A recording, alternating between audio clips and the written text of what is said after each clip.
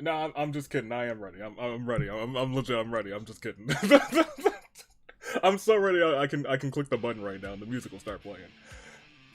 Oh, it's time yet again as I drag the live chat right here and I say, it's been a Friday coming. It's been a long Friday coming. It is Black Friday, but it could be the brightest of all days for all that defy Nice. And so, you bring me back with a wa-cha-cha and I say, good day, good people. It's another fine day in the year of the Radiance, Tooling Dave, Bravo Dave, Anomaly, the Anomalicars, Turnip Boy, you guys, the live chat, and me, your United States Aviator. Welcome back. I said welcome back. It is Friday night fracture. And time is indeed running out. Woo, how are y'all doing? It is a day off in the Americas. For some of us, yesterday was the actual day off, but a lot of people have this day off too. Hello, Wednesday, how do you do? Kitty Bubbles, opening it all. Sonic Gaming, Luna's in here, Matthew Glover, Kotoko, Daniel, Ryan, Mikey, Arrow, Pie, Sayakiller. Woo, the list goes on and on. Jacob, who I believe in your time zone, one day away from your birthday, so happy early birthday to Jacob. Actually, that's the wrong Jacob. That's John Jacob de Dios. Is somewhere in here too. But yes, happy early birthday to Jacob. That being said, let's get this going. It's time to get this show on the road. Wait, hold on. You had the whole week off of school? Man, that's nuts. I wish. Jags fan, how do you do? I'm doing pretty good. I hope well, you said you're doing pretty good. I'm also doing pretty good. I'm glad to hear you're doing alright. XSP is here. And I think we're just ready to start the show. We got a bunch of matches. We have 8 matches planned, but we could have a 9th, depending on the result of one of those matches. So, without further ado, let's get you guys your very first prediction of the night. So, y'all get the whole week off now? Back in my day, we only got a half a day on Wednesday, and then we had Thursday and Friday. This whole week? That's nuts. That's crazy. That's crazy. I think a lot of the time that I was in school, we didn't even have the Wednesday off. We just had the Thursday and the Friday. That being said, here, let me give you your first prediction. That's Q&A. That's not what I want. Here, start poll. We got tables, title action. It is the champion, the Repairman, and Korey in the house. So, I'm gonna let you guys have that. I am going to unmute the game, because otherwise we would have had the song looping on top of each other, and we will get ready to start Friday Night Fracture, which is really just AWE Fracture. There we go. It's really just AWE Fracture because I didn't want to do Friday Night Fracture, because that is technically FNF, and that's another well-known acronym, so I was like, let's not do that. That's the only reason I don't call it Friday Night Fracture. That being said, Korey, the Repairman, 1v1 for the Tables Championship, and it is going to be one heck of a fight. We're about to spirit the championship away from him, have to go for my namesake here. Fair enough. Korey's got this. Kyo's got this, rather. Let me see. Ryan says, our Repairman. Sorry, Ruben, he really grew on me since AV Mania. Pi says, Friday nights at Fractures, oh my gosh. Silly, ridiculousness. Wa-cha-cha's on the screen. We're ready to start this bad boy. Tables action, let's kick it all off. The following contest is a 2 out of 3 falls match. Hey, chat, whose mans is this? I didn't hire him. He just comes out here, he hops out of the audience, he grabs a microphone, and he says these words, and I just let him. But coming out first, we have Korey. After coming off of a big match featuring a bunch of fellow honorary ghosts, proved why he is in charge, the top of that faction. Not like the head, that's like, you know, that's Cherry Berry. But we're talking about, that's the #1. That's that guy. Didn't you just introduce him? Wait a minute, whose man's is this? Did he not? He just introduced him, right? Am I going crazy? Did he introduce him twice? I feel like he did introduce him twice. Hold on a minute. You want to go one more time? Once again? Regardless, he needs to be fired. He does. But you know who doesn't need to be fired? Korey. Korey had an incredible showing, earned this opportunity, and now wants to bring gold to the honorary ghost, but standing in his way is a dominant force that we know all too well. Once for Korey, once for... No! No, no, no! Not like this! I was gonna say too soon, but I mean, it's not too soon. I mean, there's technically two souls in there. Him and sister. He's got the whole Apparently the announcer felt that the announcement was so good he had to do it twice. You know what, I feel that sometimes though, Luna. You know, I do feel that, but we know who has the whole world in his hands.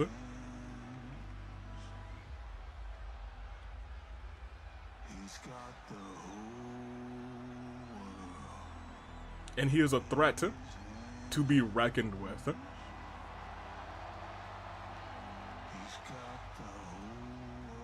He's got the title around his head. Oh my.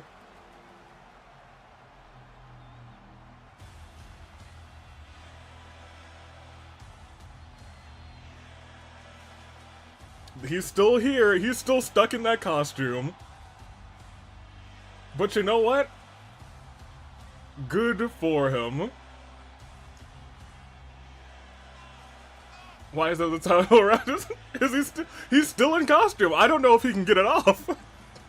I think when we did see him get jitter and jangered, so you know what? He may be locked in there. Oh, that's Golden Repairman. He's still Freddy Lamau. It's his neck brace. You know what? You're not wrong. He's stuck in there. He's not even threatening anymore. Well, good. This is the best. Was it a spring lock? It looked like it when Q-Tar was trying to destroy him and his body contorted in ways that I did not imagine. Is this a repair of 87? That's horrifying. Arrow, do we dare call him silly? Oh wait, he's being silly. Oh man. What if the Repairman is a furry? Who knows? Mayhaps. But the one thing that we do know that he is a champion.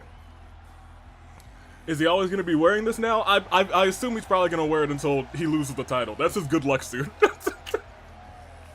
It can't be. He can't be silly. He's just trapped. He is supporting the new FNAF movie. Good on the man. But more importantly, he's representing the repaired in a way that Boss is not doing. I think that's why the Repairman even wanted to win this title. He wanted to make sure that there was a title holder in the repaired that the people could be proud of. Now that just might be a speculation, but that's what I see when I see the Repairman. This is just a delight to have this title opportunity. Hey, Korey earned it, and we'll see what he does with it. He's against a monstrosity at this point. He will never be the silliest. Matthew says he just loves the movie that much, and this match is starting right now. Repairman, Korey, two entities who have never crossed paths, but now we're about to see it toe-to-toe, head-to-head. Man to Repairman, and he's going after the arm. Going after the spring-locked arm, perhaps. Kicking the knee, and what is he doing? Backflip into a German suplex. Korey's nasty with it. Korey, nasty with it. Why is he so small? The Repairman is small. That is I guess it's not even a little known fact at this point. He's a small man. He's a small Repairman.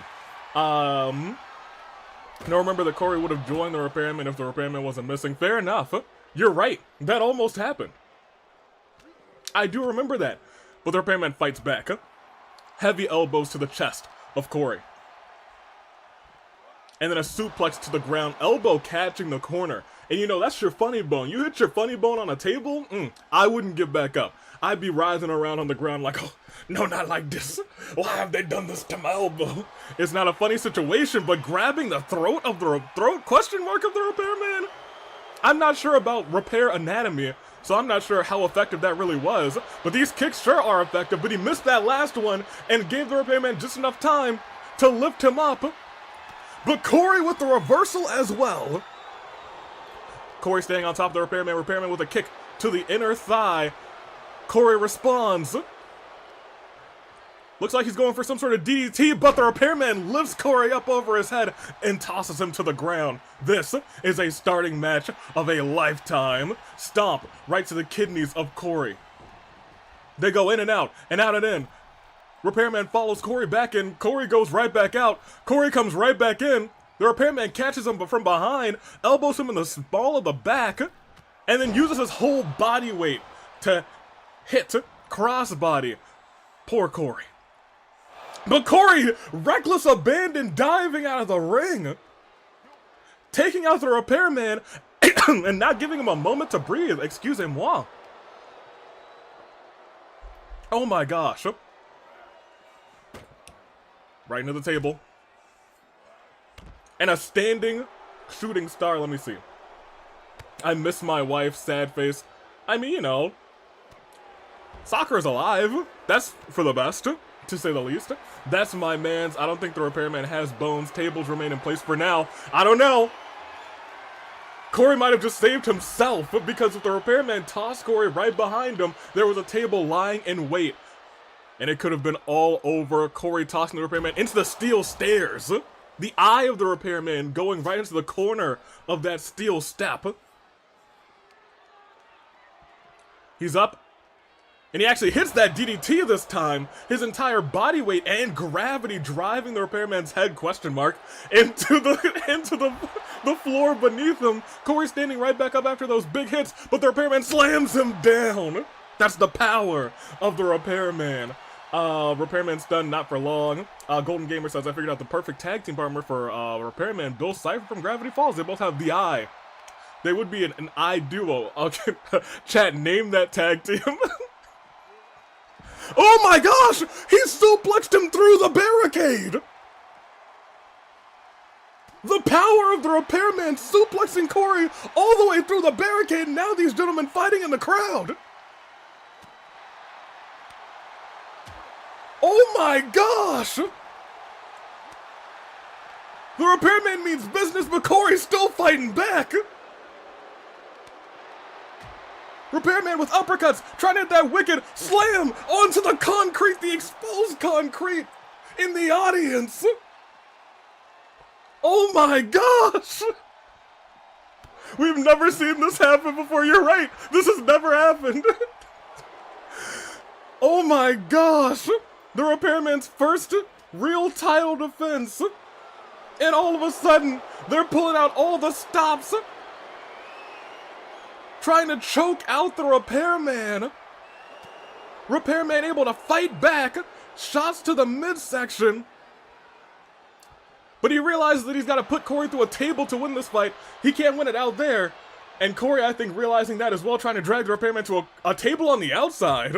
This is one heck of a match. Oh, repairman's got Korey up. He's been thinking about this all this time. Everybody see a table break on the outside? No, we do not.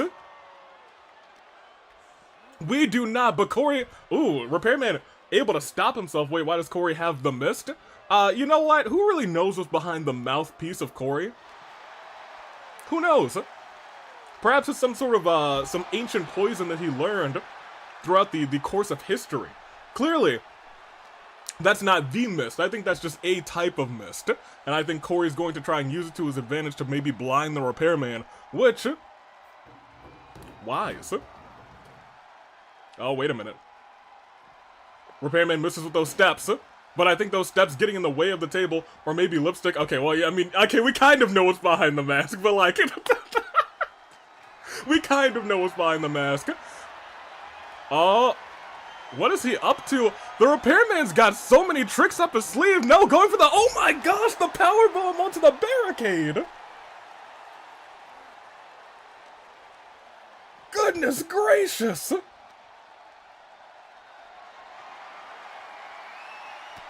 Oh! Oh! My back's hurt! I am hurt after that one! Oh my gosh! And he's going for that throat grip again! The Repairman, it looks like he's slowly losing life in that big ol' glowing eye of his, but he's still wide awake. Tossing the barricade himself, Korey looking for a measure of revenge, not able to get a power bomb off, but able to lift the Repairman up and kicking him right at the top of the television receiver on top of his head. Is Korey alive? Look at his health bar. He don't look alive. That man's he's hurting bad. But this ain't about living. It's about putting your opponent through a table. But the Repairman gets right back up after that move. Right back up. Repairman lifts up that table. Is tossed into the corner.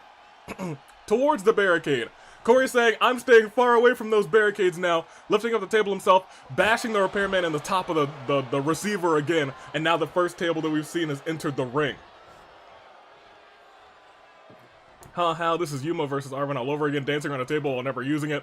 I don't know if that dance is continuing because now the Repairman and Korey are fighting right in front of that table. Korey throwing the Repairman into the corner. What is he thinking? Repairman able to counter.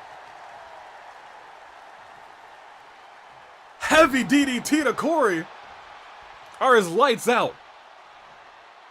He's staggering to his feet, but able to punch the Repairman right in the eye in the middle of his chest, trying to drag him to that table, but no. Elbows to the midsection. Repairman's got Korey right where he wants him. Korey with that reversal, much needed. Oh my gosh! He stole the finisher, but turn around! The Repairman's right there! The Repairman's right there! He didn't appreciate what just happened! And now he's trying to choke out Korey! What is this match? What is this match? What's going on? What? It's hard to comprehend what's going on. Korey is going to have to fight his way out of this. And just barely he does. But now the Repairman knows what he's dealing with.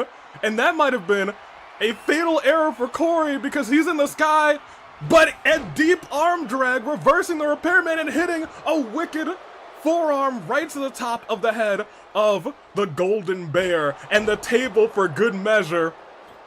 Korey setting it up again, and now he is most definitely in control, realizing he needs at least 2 to win this fight.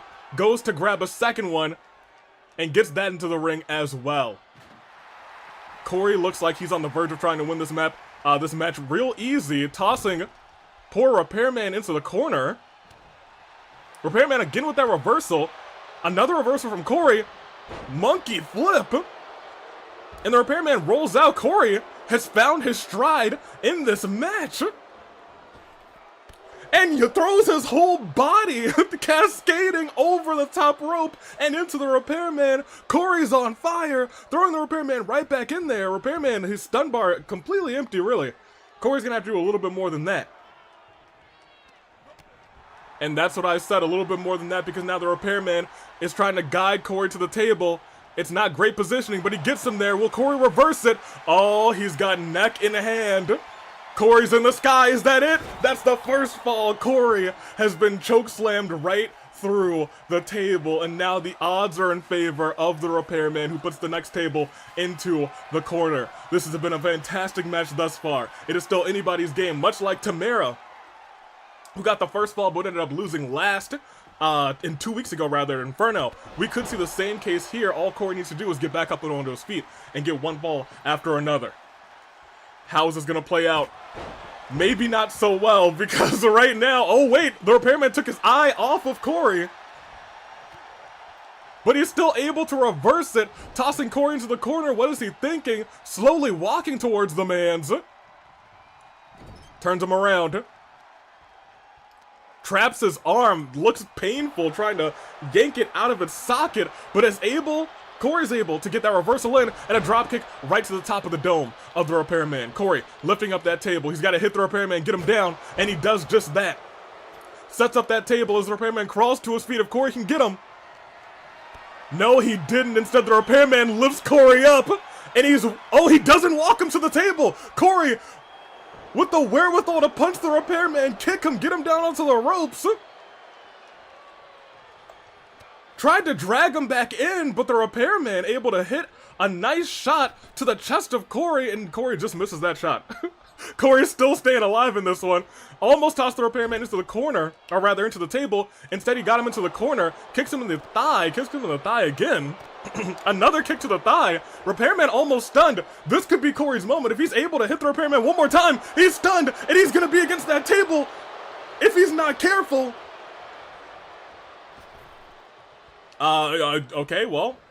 Korey, you had prime opportunity, my guy. Korey, my guy. What is he thinking? I guess he thought those thigh kicks worked before. Korey, what are you doing? Korey! You didn't need another table! Alright, Korey,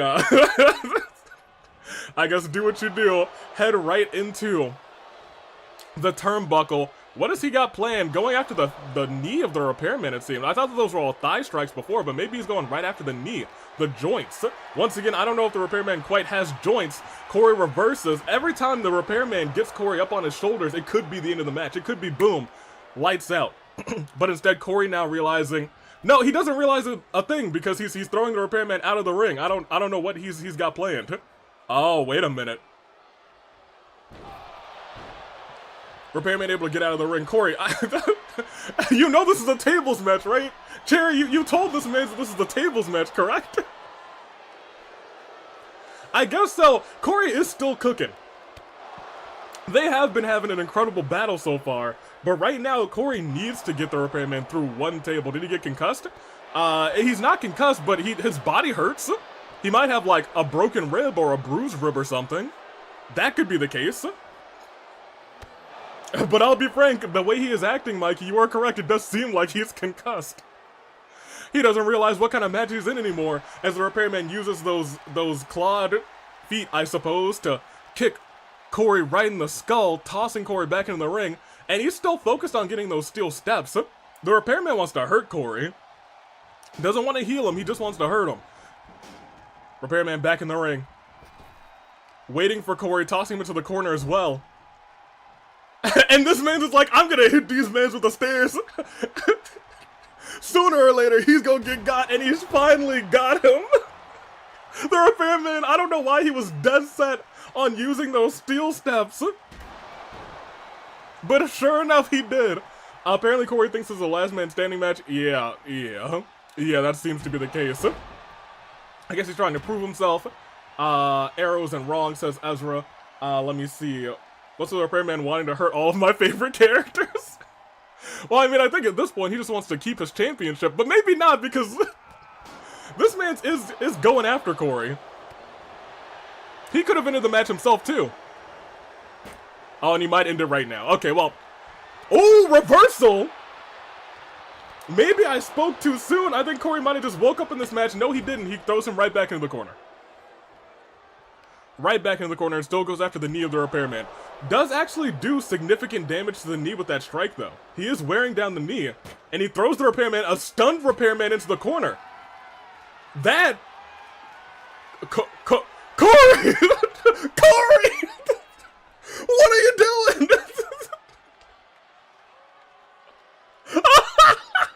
Korey, what? Korey!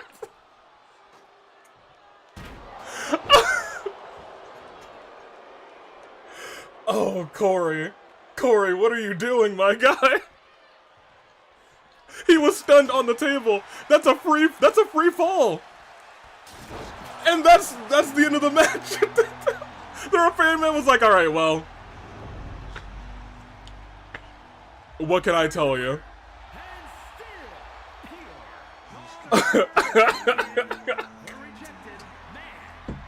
Wait, no, that's wrong too. Repairman, chill. Like, okay, I'm just... I'd be more freaked out about this if Korey didn't... He kind of threw. and still tables champion, the Repairman. I will say, outside of the table falls, if this were a regular match, they did legit cook. They broke the barricade. We've never seen, in our long now history of the AEW, we've never seen the barricade broken. He may or may not have lost his promotion. Oh man, you know what? After what happened, I do understand. 1-1, I guess, yeah. For everyone who did their predictions, about half of you are 1-1. How long will that last? Well, I mean, let's find out. Watch out, Woo! My man choked. Korey did choke. The pressure, he was not ready for it. Oh man. Still, incredible match. I would say incredible effort by Korey. He fought. He did fight, I suppose. Ooh, barricade broke. I need to watch the full match. Yeah, we were all shocked. We were all shocked. It was a mega suplex by the Repairman and the barricade shattered and they fought in the audience. I was like, what? What? And now next, we have a long-standing rivalry that'll finally be settled here on Black Friday. Long ago, after Paimon won the Danganronpa Hunger Games Champion of Champions title, the Wanderer murdered her nearly immediately. And Sayakiller took that man's out and wants to take that man's out again. And so, it is a rivalry match. It is Sayakiller, it is Wanderer, and it is next. So, get your picks out because it is time to start this thing.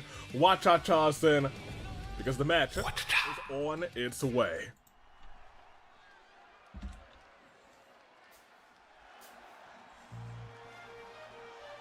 And coming out first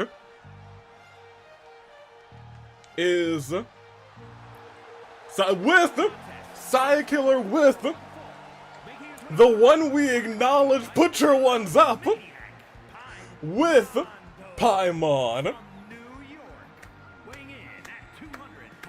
That's a W right there. The one and only. You love to see it. Never mind, can I take my vote back? Absolutely not. Put your ones up. You love to see it. Sayakiller, I wish you the best of luck in this matchup because it is, you're dang right, acknowledge your traveling companion. Sayakiller knows. Everyone, except for like 2 or 3 people in chat, know. Put those ones up. Now I'm dead set on voting Wanderer. I hope Wanderer gets destroyed. How do I attract my 1-ups? You can't. The poll is broken for me, rip? Oh, dang. Well, don't worry, we all know that everyone's voting for Sayakiller because, you know, put the ones up. Hopefully it's not broken for everyone else. You might just have to refresh. Acknowledge the traveling kings. You know what? I like that. Is Wanderer coming in with someone too? Does Wanderer have friends? I mean, like, for real? Besides, like, maybe not, I guess. Miss me with that, acknowledge them, you're dang right. I love all those ones in the chat. You love to see who? My gosh! Oh! Weighing in at 155 pounds, the Wanderer. My ears! I got jump scared, my gosh! I expected that from like, Golden Repairman. But apparently this man's has been brought to life. Goodness gracious. I'm gonna take a sip of my milkshake. Delicious, huh? Why do something lightning here? We don't have the budget for this. The stage could have broken. Get Wanderer out of here.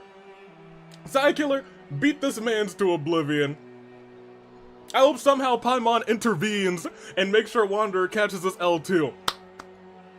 My gosh. Oh, this Wanderer is going yeehaw. He's resurrected like Amber from the Genshin lock. Amber's just a ghost.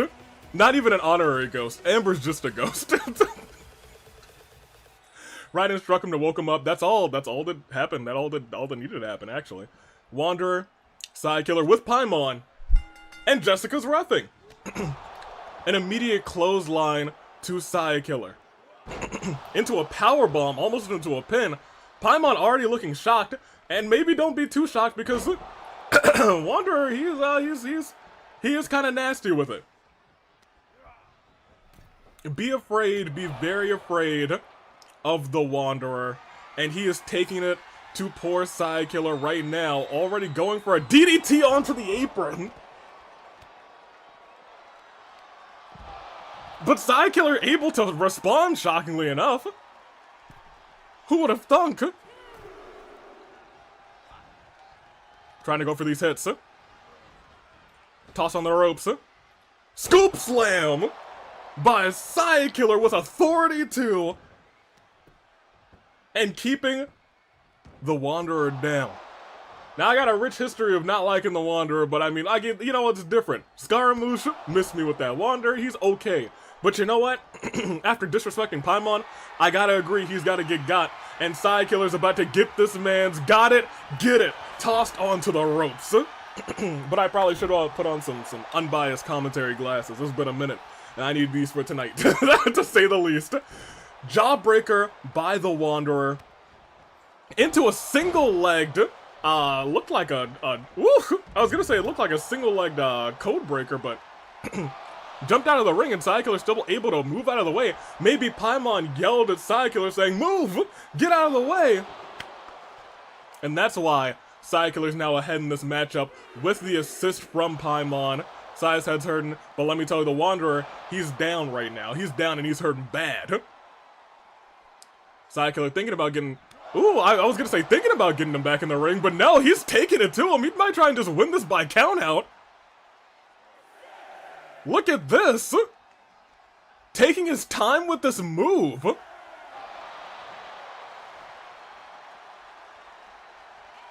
There it is. Oh, Wanderer's still groggy. Sayakiller breaks the count. He doesn't want to win like that. He wants to destroy the Wanderer, but the Wanderer back up on his feet. Back onto his feet. Ayo, hold up. Title versus Soul in the main event. Please explain. Well, Sonic.exe has the title. Eggman, well, you know, he wants the title, and you know, Sonic.exe wants his soul. So that's that's where we are at this point. We thought we hired Sonic, and I think we did hire Sonic. But I think our Sonic is corrupted, to say the least. And I think chat would agree. Sayakiller's got a really busted head right now. Both of them have finishers on lock. Wanderer climbing to the top rope. Sayakiller trying to get in there. No. Oh, able to trying to hit. I'm not sure how. Goodness gracious, through the ropes with a neck breaker. Wanderer kind of nasty with it. Waiting for Sayakiller to get up. And it's a measured strike right to the jaw of Sayakiller. Let me see. The EXE went down to Fracture, apparently. We hired Sonic, but dark magic happened, and look at that! He's trying to lift Wanderer up. He's got him in a bear hug. He does! He's trying to break the back with a bear hug. Wanderer able to get out of it, though.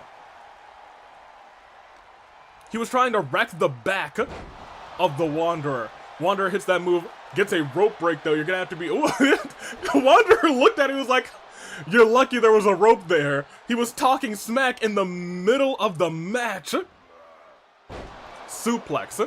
Now trying to target the back of Sayakiller. Trying to measure every single amount of damage they can do to poor Sayakiller. But Sayakiller staying in this one. He's got Paimon by his side. And another scoop slam to the back. Targeting the back of the Wanderer. Wanderer forced to use some of that momentum.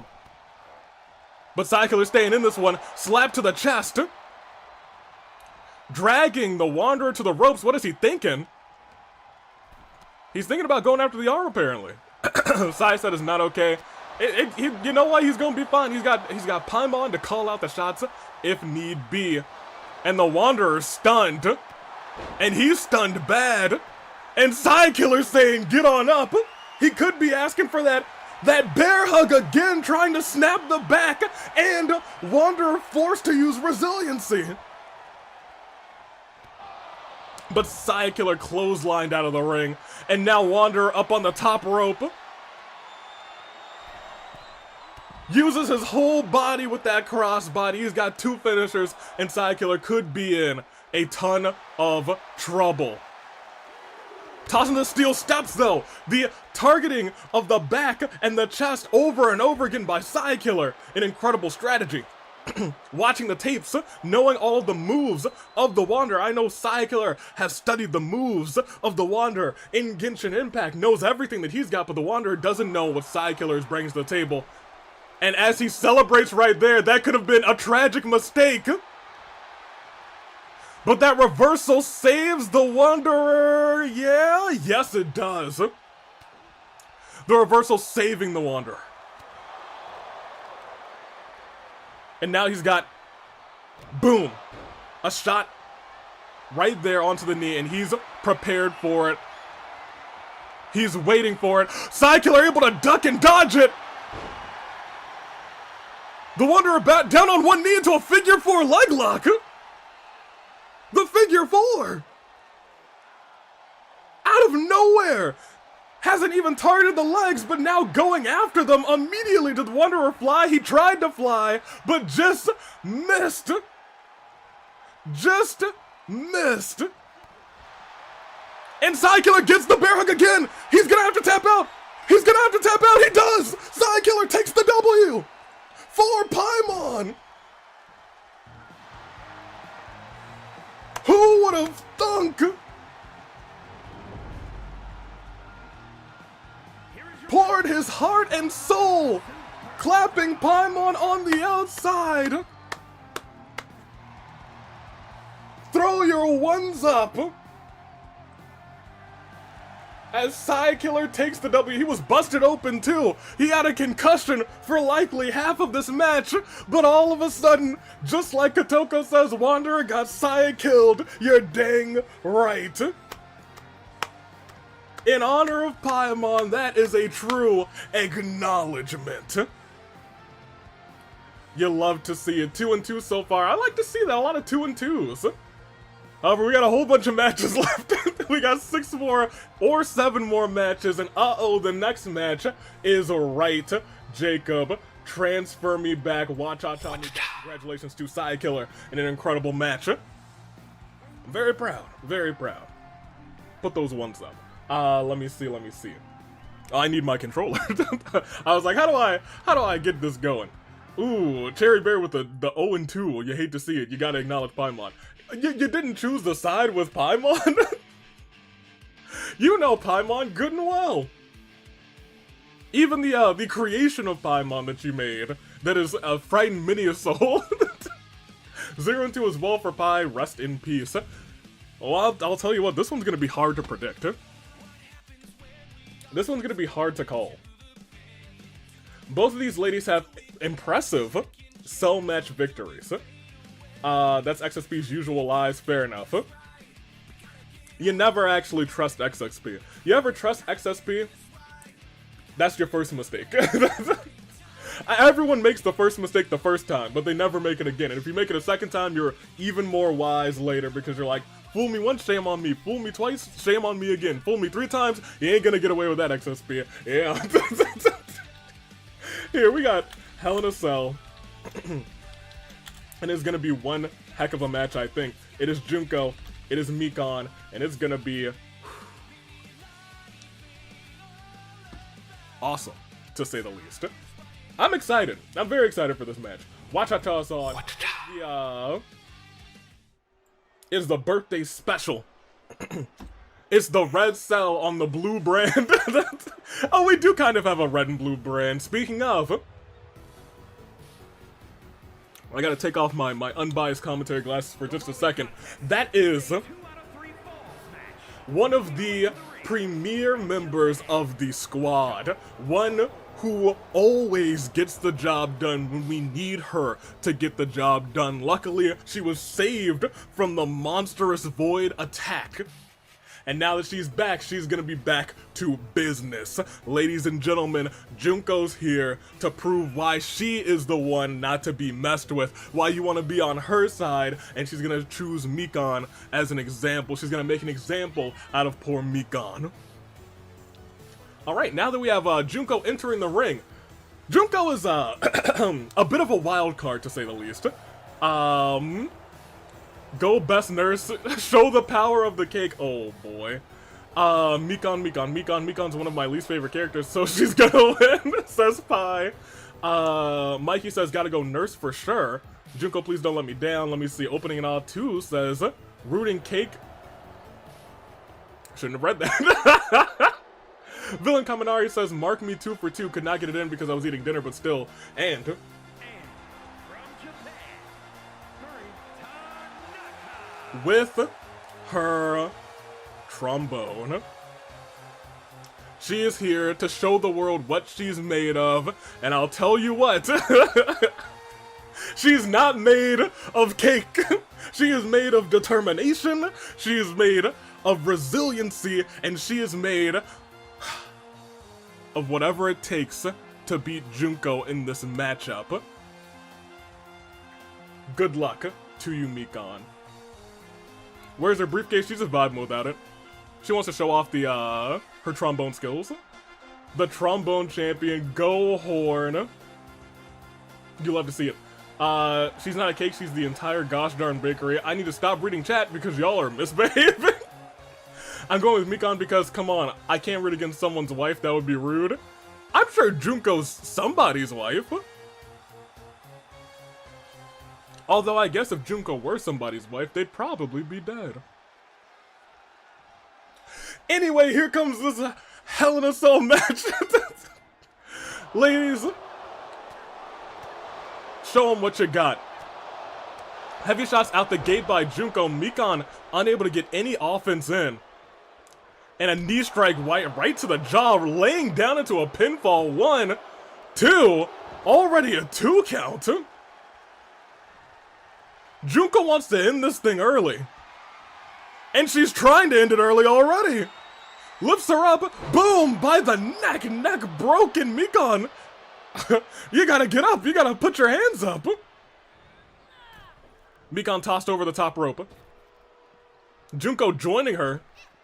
Mikan misses that hit. Junko's playing around with Mikan. She's playing around with her.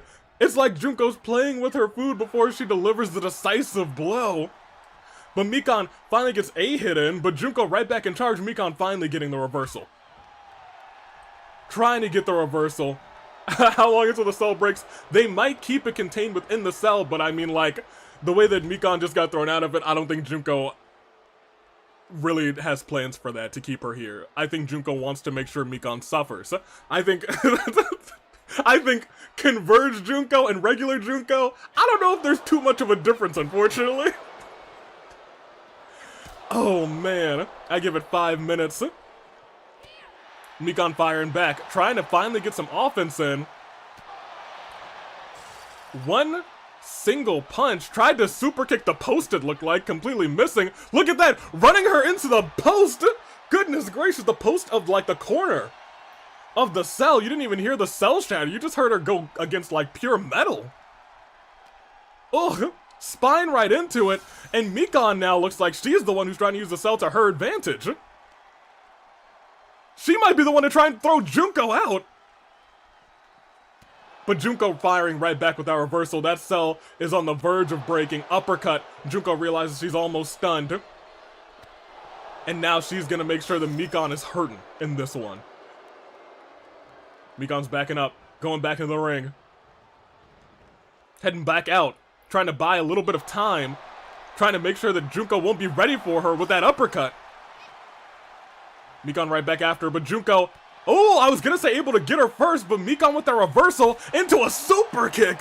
Mikan starting to get fired up, but tried to go from the wall too many times, get caught, but a reversal right back. They're trading blows, and trading blows outside of the ring means that cell could I'll tell you, fracture, low key.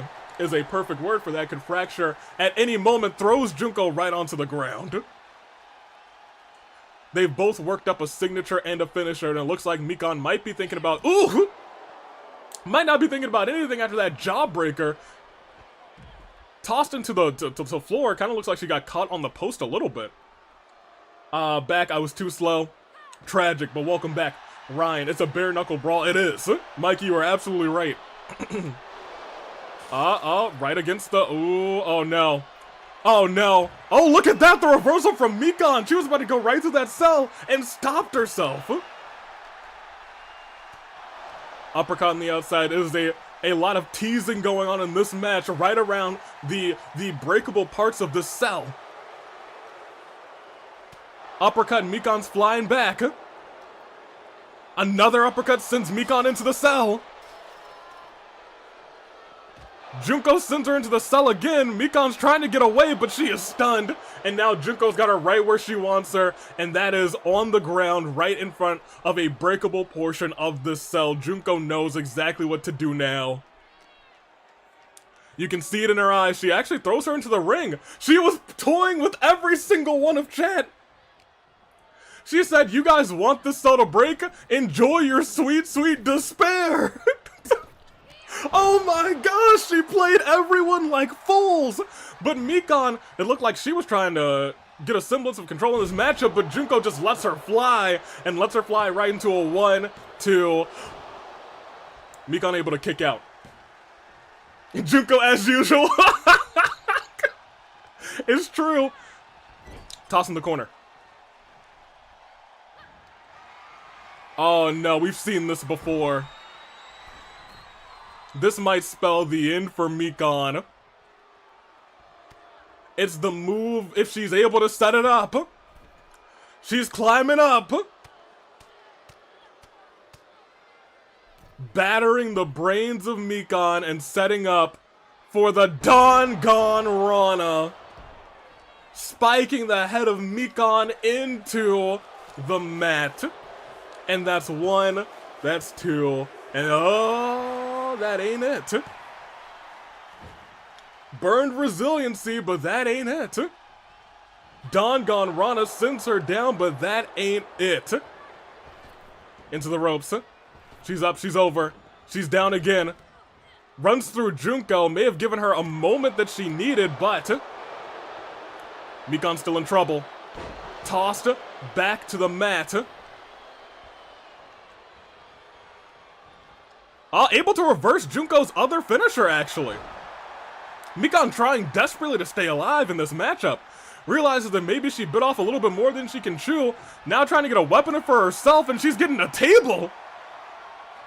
Not able to put it all the way into the ring because Junko was standing there, but able to get a table, and Junko responds, returns fire, and it hits an uppercut. Mikan on wobbly legs, dancing around the steel steps, but able to send Junko flying back. And onto the ground. More tables, sure, why not? Korey, take notes! The shade. The fact that selling broken it is wild. I told you, it's because Junko knew that you guys wanted it to break and said, alright, well, back in the ring we go. Said sweet despair for everyone.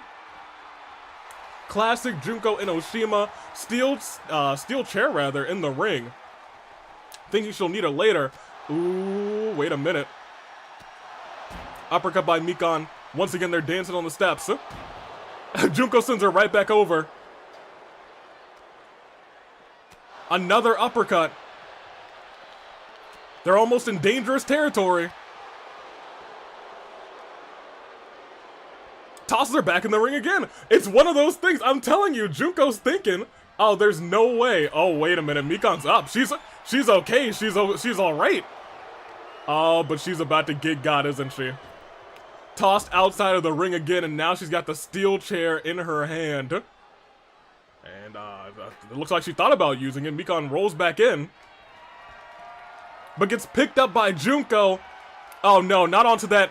Onto the corner of the table, and crawls into the pinfall. Mikan's down for 1. That's 2. And that's not the first fall of the match. That's not the first fall of the match. Mikan's gotta do something to get the upper hand in this matchup. Junko still got her number. Goes down, goes over. Spine buster! With authority by Junko, Mikan struggling.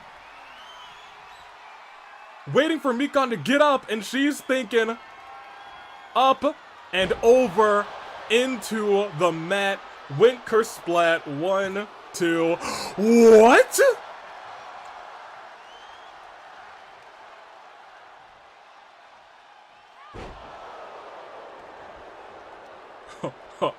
What?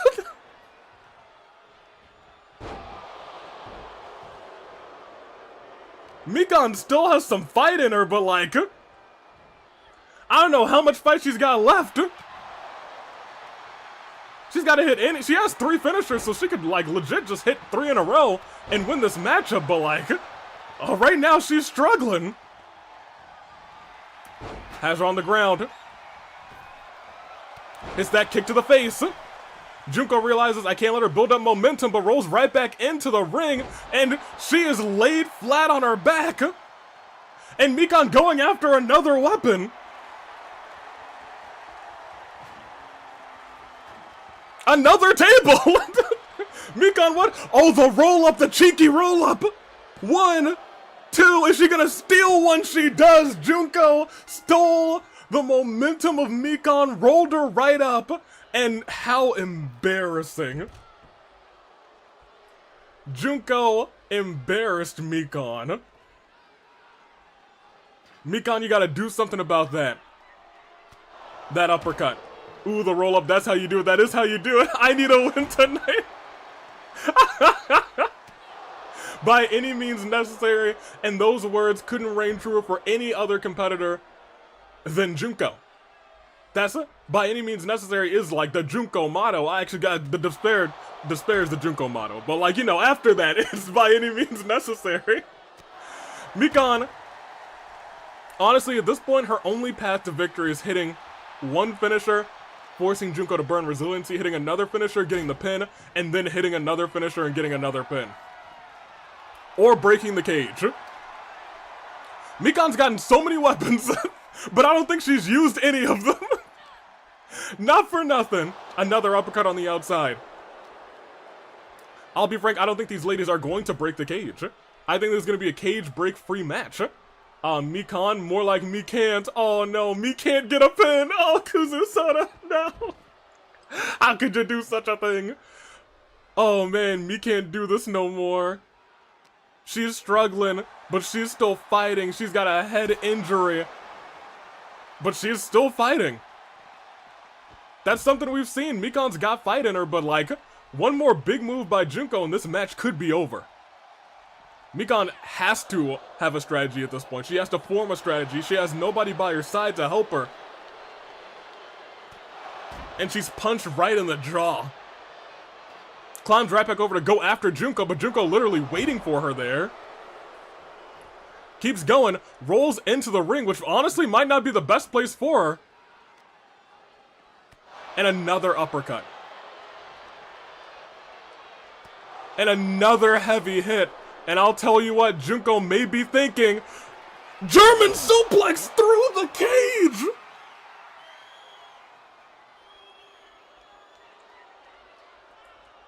Junko says, I want to end her. Junko says, I want to destroy her. The way that she went through that cage, the way that the back of her neck collided with that barricade. Tragedy. Tragedy. But wait a minute. Skull-crushing finale onto the top of the cage! Right onto the metal bearings! And another one! Mikan said, wait, hold on a minute! There's no way! And she hits a third one!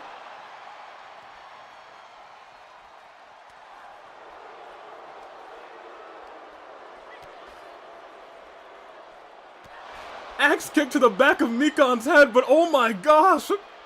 3 skull-crushing finales and reversing Junko. Lifts her right back up. Dodges that move. Junko hits that kick. Turns her around. And is she thinking, oh, oof. Face busted right onto the cage. Mikan, I know you're clumsy. I need you to get away from those edges. I would like for nobody to fall off of this cage because she's setting up for it another 4th skull-crushing finale and going right after the skull of Junko. This is the best strategy. This is the best strategy that she could have had. The absolute best strategy. Look at every shot. What if Junko's with knives? Nah. Trust me, Junko's not with knives. I hope. She ain't saying nothing about that. She would have told me unless... Goodness gracious. A kippa by Mikan. Oh, drop kick to the knee of Junko. Could this be the moment that Mikan needed to come back in this matchup? Or could it be the end of Mikan as she's teetering near the edge, able to get her footing? Junko with the reversal. Junko losing her footing. And a DDT right onto the metal gratings. Junko stands right back up and is on the verge of stunning Mikan, and she does just that. If Mikan stands up right now, she is off of that cage. But Junko lifts her up and slams her again onto the cage. Both of them are injured. I gotta check something, you know, for despair. You know what? That is a very despair thing to do. Oof! Backstabber to the back.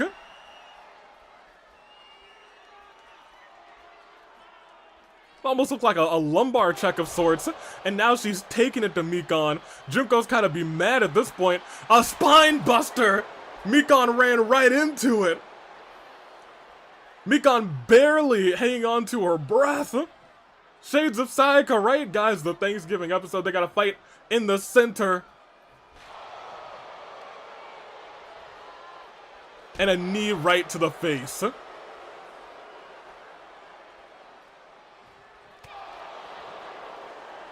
And now we are in dire straits. If she does that move again to Mikan, it is all over. If Mikan falls through that cell, it is all over. Mikan's only hope is getting the best of Junko right here, right now. You can say the same for Mikan, you're right. You are absolutely right. But now Mikan's stunned on a broken section of the cell. And I'll be frank, this could be all she wrote. Oh, just barely. Just barely, Mikan. Over one section. If that was over to the other side, she would have gone flying through that cage and it would have been tragic. It would have been tragic. Mikan catches the knee. Almost falls off, though. Mikan able to reverse again. Mikan able to throw some hits.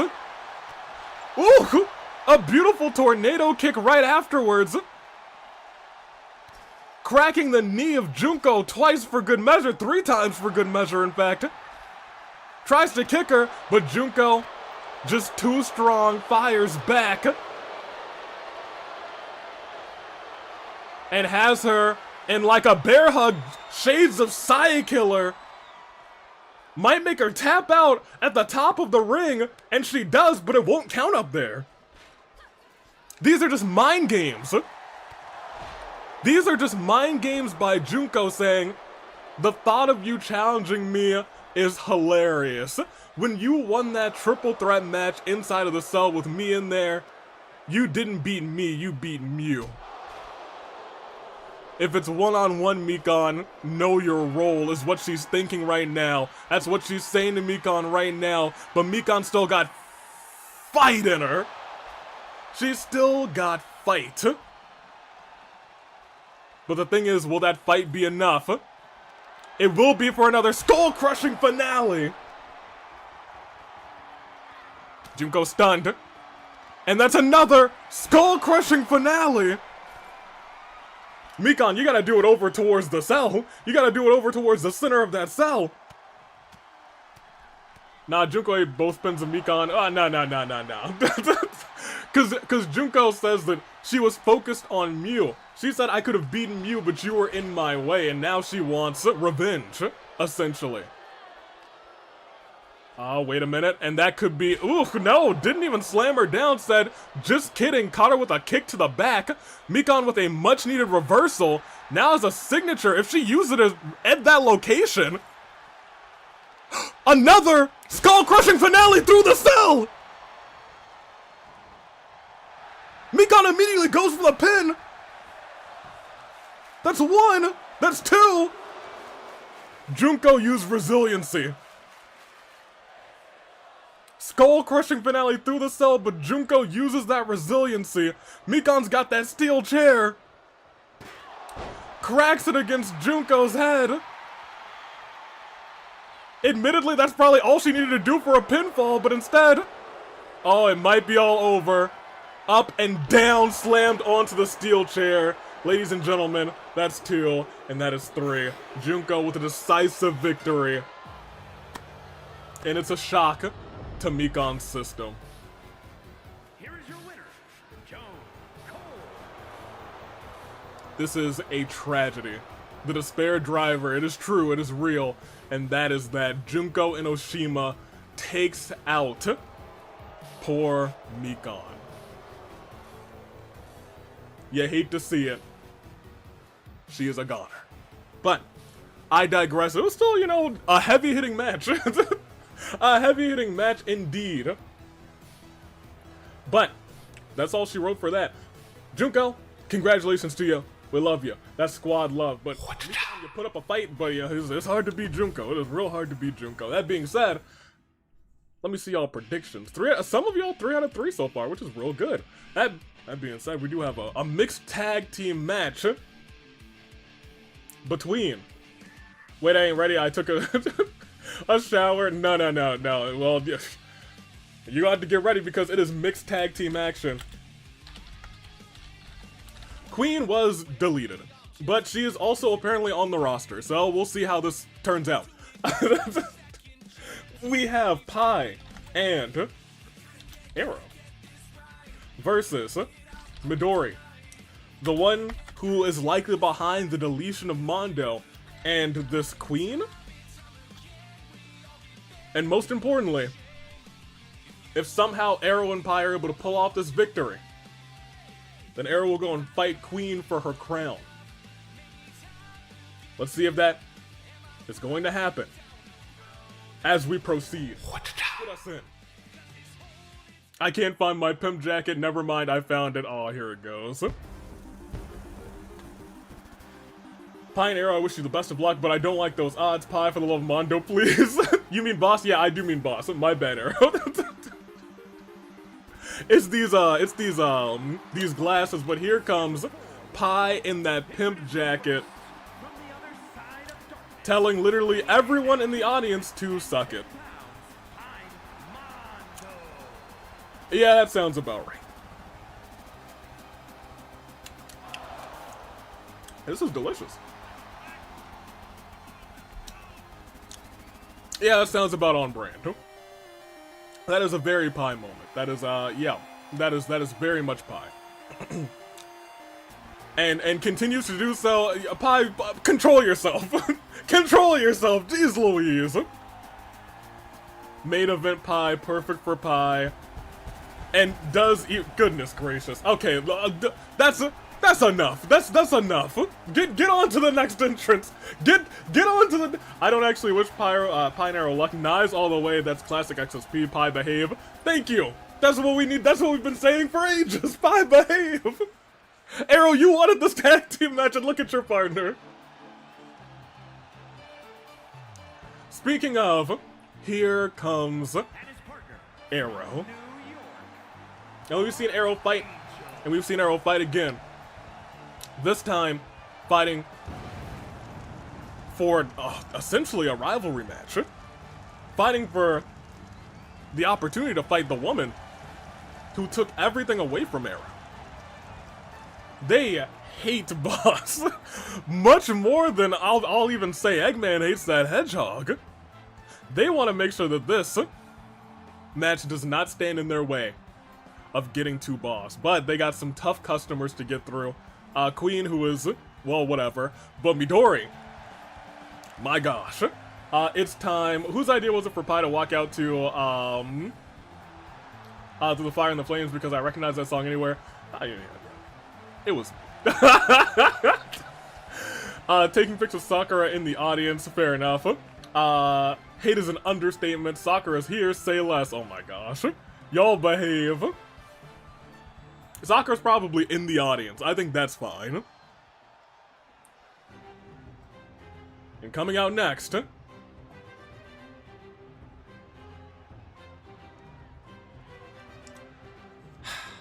Midori.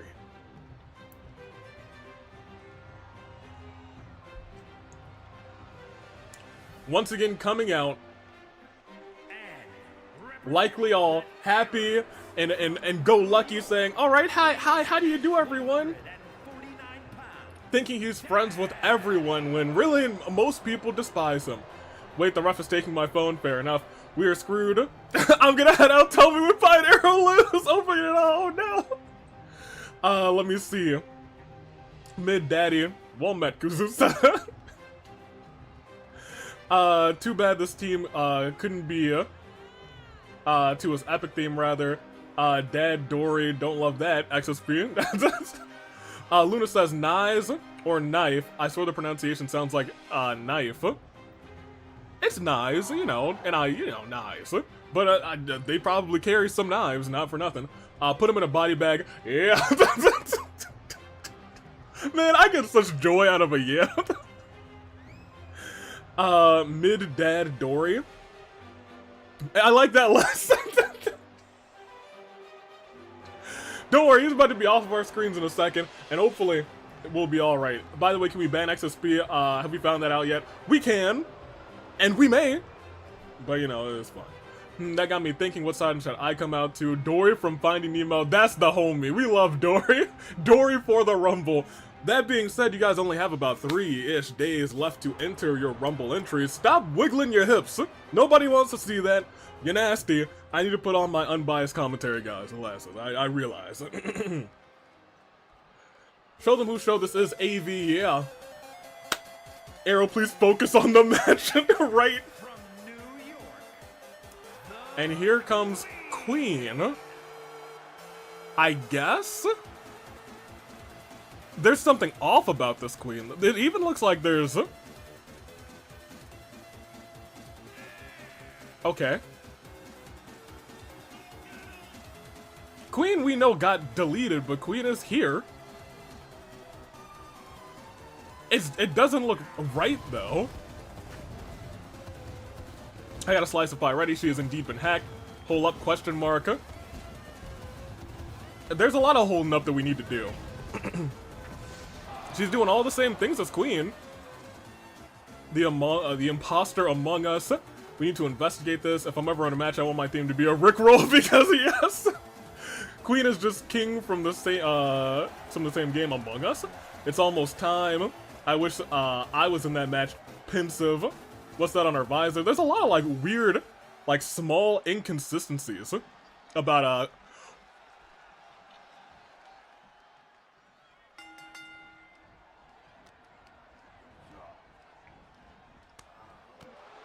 Oh.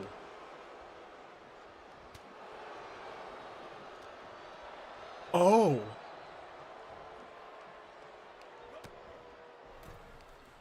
Samugi.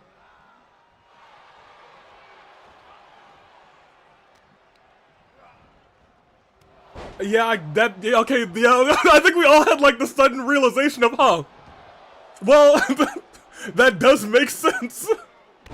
That makes a lot of sense. Wait a minute. A lot of that checks out now. That connects a lot of dots.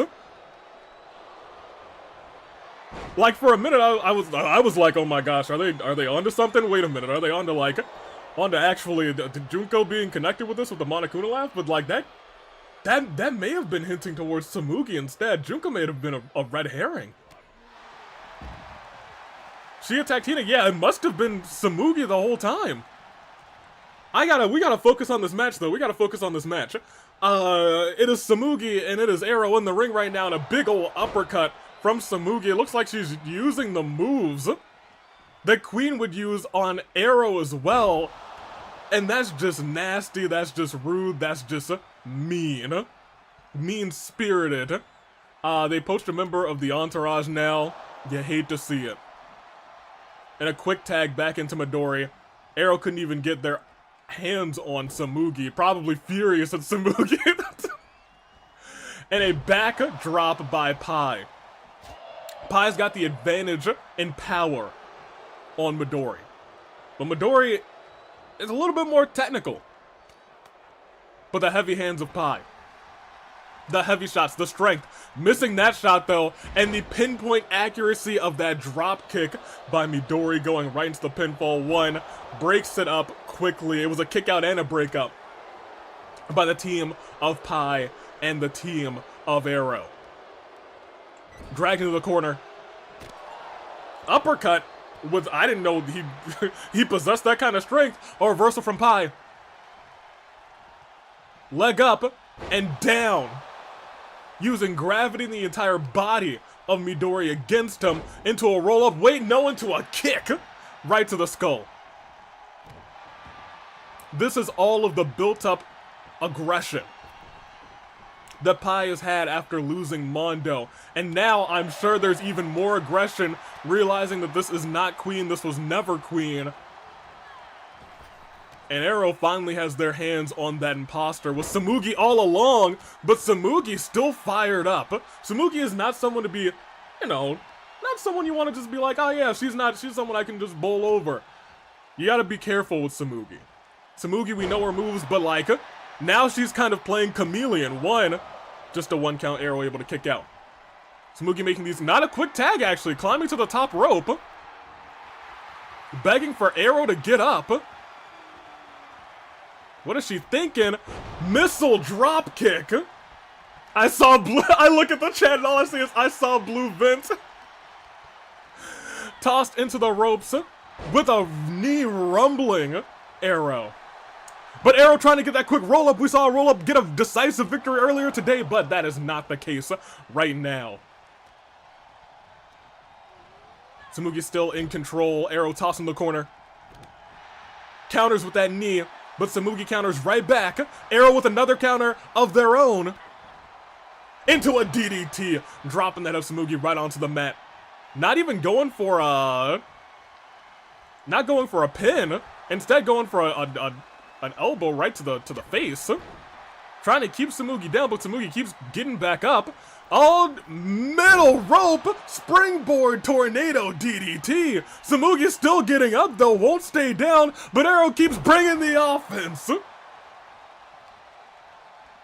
Keeps bringing the offense. And lifting Tsumugi up into, goodness gracious, double knees to the midsection. But Tsumugi once again gets back up. Dragging Arrow to the corner. Not the corner arm, rather to the ropes. Arrow tosses. If this were the Royal Rumble match, Tsumugi would be eliminated right now. But it is just a tag team match, and Pai walking in with a big boot right to the face of Midori. Shots right to the head of Midori. Right now, it seems like Pai and Arrow are taking it to knives. And Pai with another quick tag to Arrow. But a dirty shot after the tag was made. But Arrow right into that maneuver, into the pinfall, almost a roll-up there too. And Tsumugi forced to burn resiliency. Arrow begging for Tsumugi to get up. They've got something planned. Rolling up, rolling over, but misses that move. Counters whatever Tsumugi had planned. And hits, no, not a DDT again. Tsumugi able to get out of it. Shot to Arrow. Oh no. She knows the knives lock. She's got it locked in. But Arrow refuses to tap out. Powers out of it without using resiliency. Arrow throws Tsumugi into the ropes. Blocks that single leg drop kick. Lifts Tsumugi up, neck breaker. Neck breaker as Samugi slowly getting up. Another face buster to the mat, and Samugi's down. Arrow handling business as Arrow tags in Pai.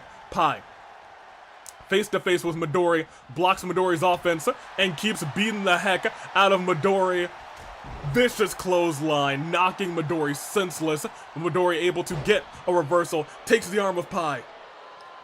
I'm sorry, takes the arm of Pai, drags Pai into the middle.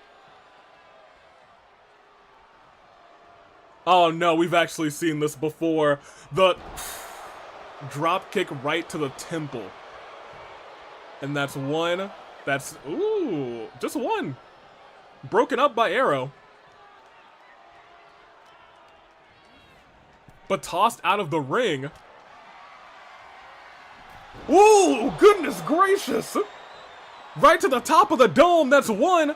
That's two, wait a minute. That's burnt resiliency. I think we all thought Midori was actually going to go out of the ring and hit some sort of suplex. I think Pai was also ready for that, but instead, it was a vicious Widow's Bell right to the top of the dome, to the mat. Pai able to barely kick out of that one. And now angry, now very angry. But a neck breaker by Midori now targeting, but a roll up by Pai, changing momentum. That's one, but it's just a one. It is just a one, turned around, reversal into, ooh, tried to hit a move, just missed, but a code breaker by Midori. Still up and at him, foot to the chest of Midori. Pai lifting Midori up.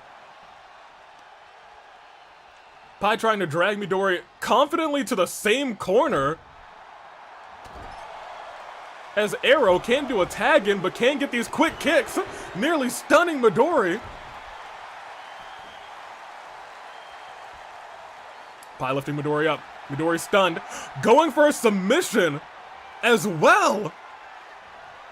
But broken up by Samugi. Pai very wisely thinking submission in this encounter. And another tag. In the match is Arrow and Samugi. And Arrow gets caught by Samugi with some heavy punches. Samugi is in dire straits and looks like she's desperate. Missile drop kick from the middle rope. On the outside, we see Pai still beating up Midori. Oh, what is this? Oh, it's a power bomb with authority.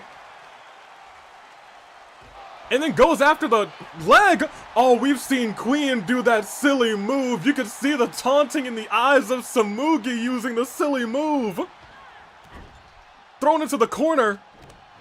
Arrow with a reversal. Up, over, and through. Arrow still handling Samugi. What is Arrow thinking? Up, and... okay, interesting move into the pinfall as well. Two, that might be, it's not it. At 2.9, Samugi kicks out. Arrow going to the top rope. What do they got planned? Elbow drop, right? Picture perfect to the heart of Samugi. That actually could be it too. And Samugi kicks out again. Samugi kicks out again. Elbow right to the heart of Samugi, and she's able to draw deep within and kick out. Oh no. Arrow, you gotta get out of this one. Had to use resiliency. Arrow's lost resiliency. Pai's lost resiliency. Queen's lost resiliency. The only person in this match who still has resiliency is Midori. And I'll tell you what, and Arrow just being silly in the ring. If that ain't the truth, the whole truth, and nothing about the truth, it's canon. You better believe it is. Waits for Samugi to get back in the ring, throws Samugi into the ropes. She's over, she's under, and Arrow with that wicked drop kick. Samugi barely getting up. They're locked up. Pai able to get the advantage there. Midori in the corner. Pi slamming Midori down. Climbing to that second rope. Begging for Midori to get up. And, oh no, misses that move. But Midori misses that as well. Oh my gosh. This has potentially been too much. Pi unable to get to the ropes to try that maneuver again, and just furious with Midori because of it, tries to stomp Midori out.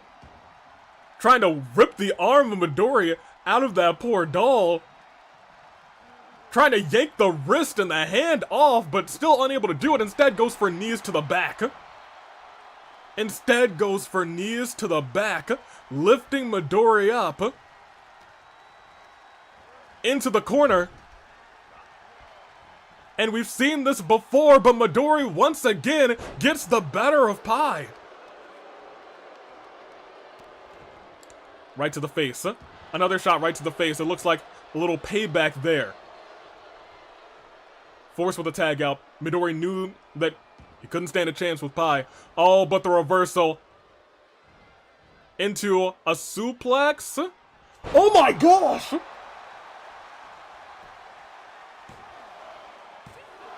But Arrow able to kick out of that. Oh my gosh! Oh my gosh, a suplex and just dropped Arrow onto their head. Goodness gracious. But Arrow's still able to kick out. No resiliency, lifting Tsumugi to the top, has a plan here. And that plan, oh, that plan might have been foiled with a reversal, pushing Arrow down. Tsumugi walks right back down. Lifts Arrow up. Oh, but Arrow with the reversal. That could have been the Nice Lock. And a big back body drop. Tsumugi's hurting. Tsumugi's almost on the verge of being stunned. This could be the curtain call that this team needed. Oh, but Tsumugi with that reversal as well. Not down yet. Down potentially, but not out. And we've seen Tsumugi go over and over again. Luthes press. Shots to the face of Arrow. Lifting Arrow back up. Dragging Arrow to the corner. What is Tsumugi thinking? Missed that shot. Didn't miss that shot. Oh, Tree of Woe position. Not something we see very often from the competitors, but a reversal by Arrow. Missing a shot, but Tsumugi fires back, and now Arrow's stunned. That is not what we want to see. Well, as an unbiased commentator, that's what they want to see. And Nice, but that's not what most people want to see. Oh, what is... Oh no, this is a stolen finisher! We see Arrow... Oh no, it's not a stolen finisher. Never mind, this is just dropkick. Oh, never mind. I take that back. Instead, it's just a stomp to the back of the neck. I thought it was going to be a move that she stole from Now. I thought it was going to be the move that she would steal from Now going through the that bottom rope. But instead, this could be a win by countout. That would be the dirtiest way to win this match, but it could be a win by countout. It could be a win by countout.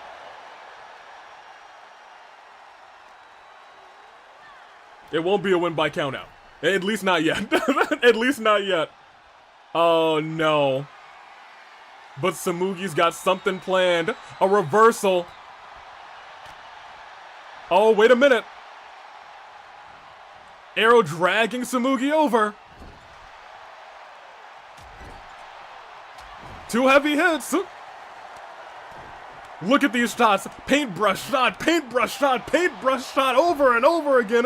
Tsumugi cracked. She's on wobbly legs. She doesn't know where she is. Dragged right back to the corner again.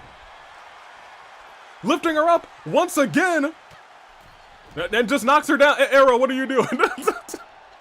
Arrow, what are you doing? I think you just want to hurt Tsumugi, and I get that, but you gotta win this matchup. Oh, that's something that we've seen Queen do over and over again. And Tsumugi now realizing, I'm gonna tag out of this one. This is where things get a little bit dangerous, especially if...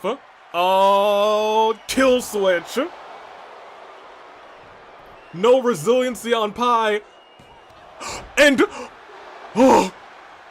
Samugi stopped Arrow from breaking that up. But luckily enough, Pi kicked out. Oh my gosh. Goodness gracious. And a tag out. And a tag out. A toss in the corner. Lifting Arrow up to the top. Oh no, what is this? Ugh! Targeted to the neck! That's one. That's two.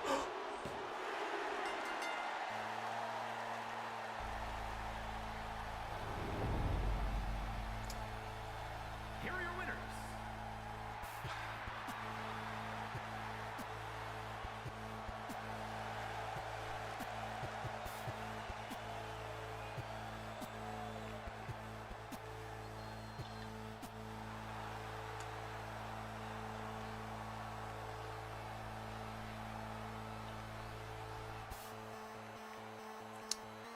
In what was a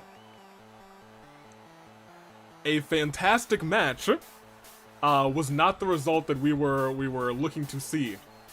Instead, it was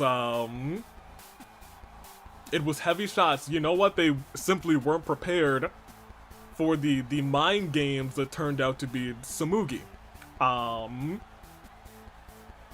Not the best of results. In fact, that might have been the worst of results, but I digress. Mikey, I told you those two taunts to get bodied was a thing. They didn't listen. 0 and 1. Oh, Kuzu. Oh no, says Kitty Bubbles. We don't care that you're right. Well, it was a good match. I just hope that this doesn't end in tragedy. Hey, bring us back. Now look, we could restart, but we're not gonna do that. That would be the wrong decision.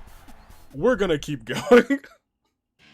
we're gonna keep going.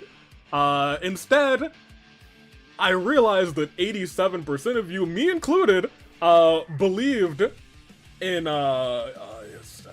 this. Yeah, no restarts. Yeah, I know. I think restarts that's exactly what Knives wants, so we're not going to do that. That being said, hey, we got some Rumble reveals. That was not the best news, but this is right. Hey, 10-person Rumble. What entrant is winning the Rumble? We got 1 to 10. Here we go. This is great. All right, awesome. Here's that for yep. That's that. There it is. This is tasty. I'm excited to see how this one plays out. Whew, okay. I was the 13% Matthew Glover. AV let us rematch at the end. I don't know if that's a good idea. But I'm going to bet on this, of course. Pi, I'm not sure it's worth it. I'm not sure it's worth it either. Rather. You guys couldn't have tempted fate any harder. I mean, yeah, I believed in them, if that means anything. Let's check out this here Rumble. Let me see what number y'all are picking, because, you know, this, yeah, it'll be okay. It'll be okay. We got 7, we got 8.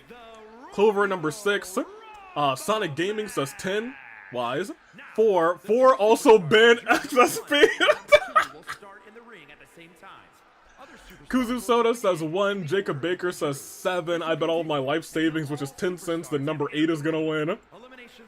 That's a strong dude, man. 10 cents, that's a whole dime. Couldn't be me. Tasty again. Number 5 says Kitty Bubbles. Ezra says 6.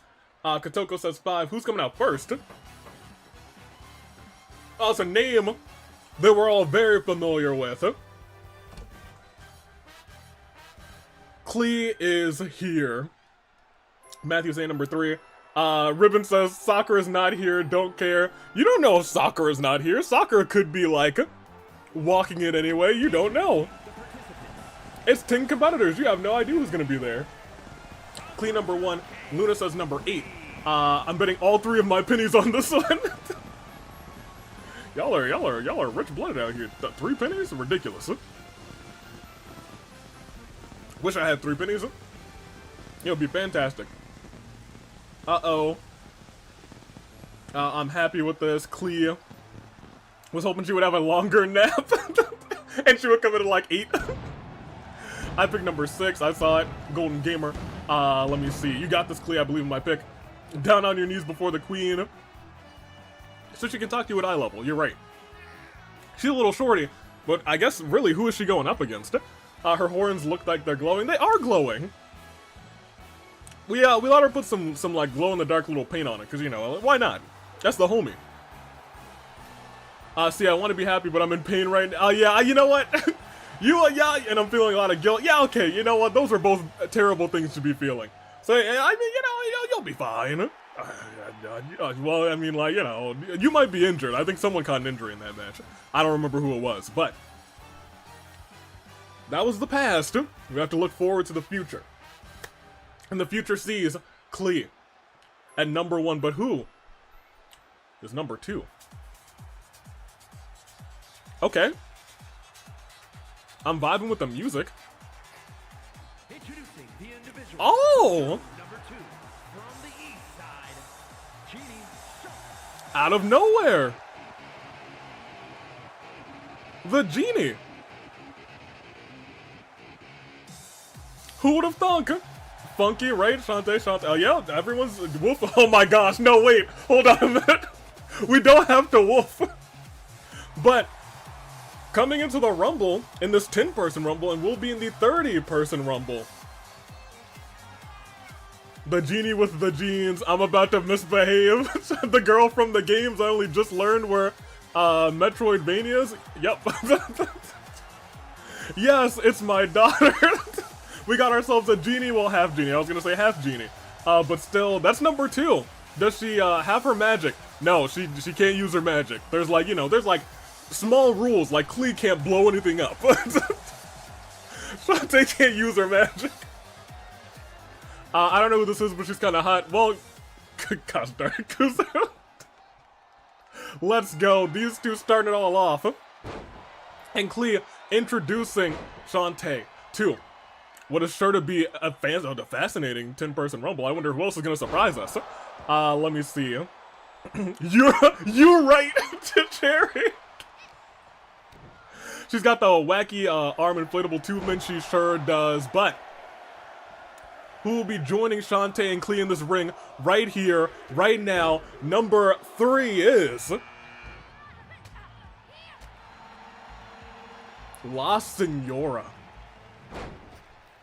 La Senora's in this Rumble. Haven't seen La Senora in a hot minute, but is in this Rumble as well. Going toe-to-toe. Now with Shantae, and Shantae not really holding her own specifically, but it's hard to hold your own against one of the greatest in the AWE. One of the most rather consistent. It is Clea with a stalling suplex on La Senora, but who's following La Senora? It is, oh no! Oh no! Oh! Uh-oh! Oh no! Wait a minute! Run! La Senora, get out of there! Came out immediately, she said, La Senora's there? let me at her, oh my gosh! I like my chances now, right? Those who pick number 4, we've seen Raiden do work in Battle Royales. Will Raiden do that same work in a Rumble? It is Noelle. Also from Genshin, Noelle is here. Looks to be going immediately after, oh, La Senora, which makes sense. Did the dirty to the Animo Archon. Noelle what? Oh, never mind. Yeah. It's Noelle. What are y'all talking about? It's Noelle from Genshin, the homie. Not the one we want. We want Noelle Holiday. Y'all are tripping. This is the Noelle that runs the place. The true GR Archon, you're dang right. All the Genshin babes, you love to see it. And coming in,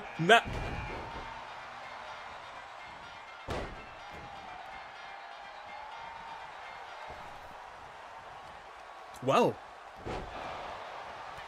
well, I take it back. There, it's a double Noelle sighting. You may be seeing double back-to-back Noelles, and they're going at it. Noelle Holiday immediately going after the Genshin Noelle, the Geo Archon, and taking it to her, and then gets caught once again by La Senora. This match is already heating up, and Crazy Hiyoko Extra Large is in the Rumble as well. Everybody better get ready to get kicked right in the jaw. But she can't find out just who to kick. Heavy shots, heavy hands. We've got tiny rivalries in here. We've got Raiden. We've got La Senora. We have two Noelles who seem to be going at it. And we have the number 8 entry in this Rumble, no elimination so far. Who is it gonna be? Number 8 is... Oh, of course, we actually knew Nemona was gonna be in here. We might see some eliminations now. We may see some eliminations now. Immediately going after number 1 Cleve. We might see some eliminations now. Uh-oh, she might clear house. Oh, that's not good. Oh, that's bad. Oh, that's bad. Everyone's done for, yeah. Uh-oh.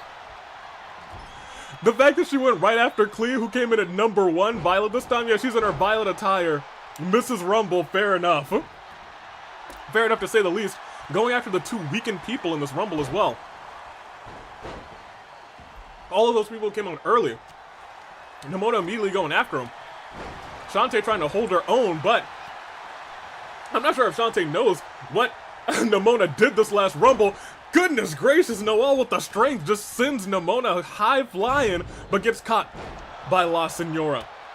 Noelle Holiday, on the other hand, catches Nemona as well, and Nemona looks like she's struggling just a little bit in this Rumble. Maybe she's got too big of a target on her back.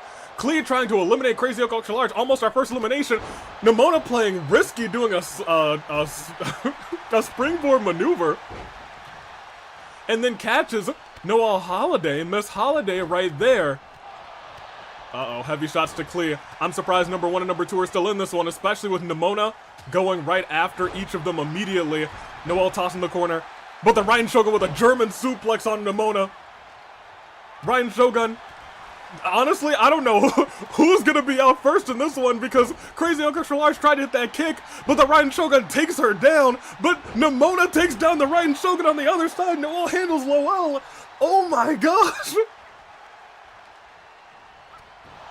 Vicious clothesline taking out, drop kick Cleve right into a maneuver, spin around, power bomb by Noelle. Nemona.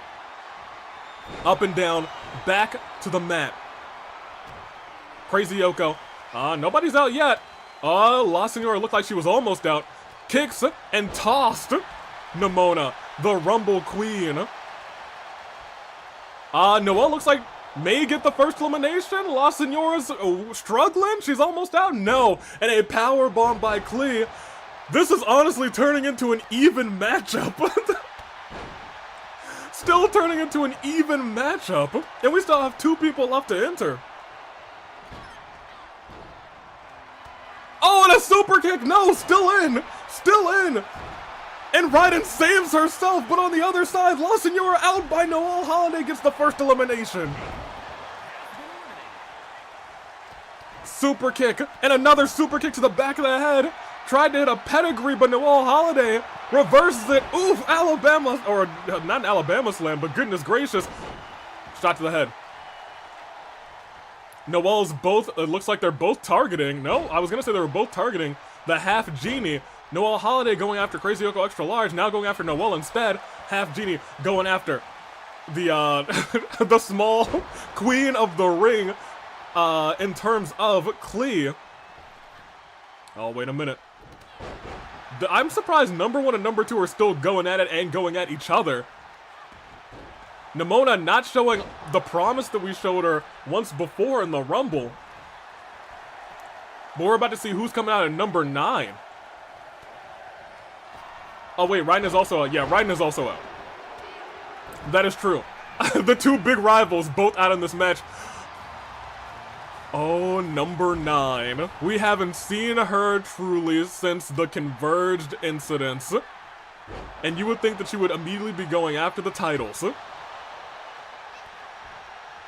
She had opportunities, but instead she says, I'm gonna go the long way around. I'm gonna reprove myself. Hilda is back. Hilda, Hilda, Hilda. Fair enough. And we're about to see who number 10 is in this Rumble. Who will be the 10th entrant? 2, 1, seize. Oh, Reiko. Oh, it's Reiko. We haven't seen Reiko in a long time. We haven't seen Reiko since in a long, long time. Reiko, who's... I don't know how she's feeling. I know she's been watching, and I know she's been, like, looking at this now incident, but I think she realized she's got to do something. She's got to get herself in the fight. And Reiko, good luck to you. That's our number 10. A middle ground, I see. There's no knives. Yeah, there's no knives in this Rumble. You love to see it. Goodness gracious, also a beautiful maneuver by Shantae. We have 8 competitors left in this Rumble. All 8 in the ring. Reiko being targeted immediately by Shantae. Goodness gracious, goes after the leg. Knows Reiko has a sick kick of her own. And Nemona's just taking a nap. She's like, oh, where am I?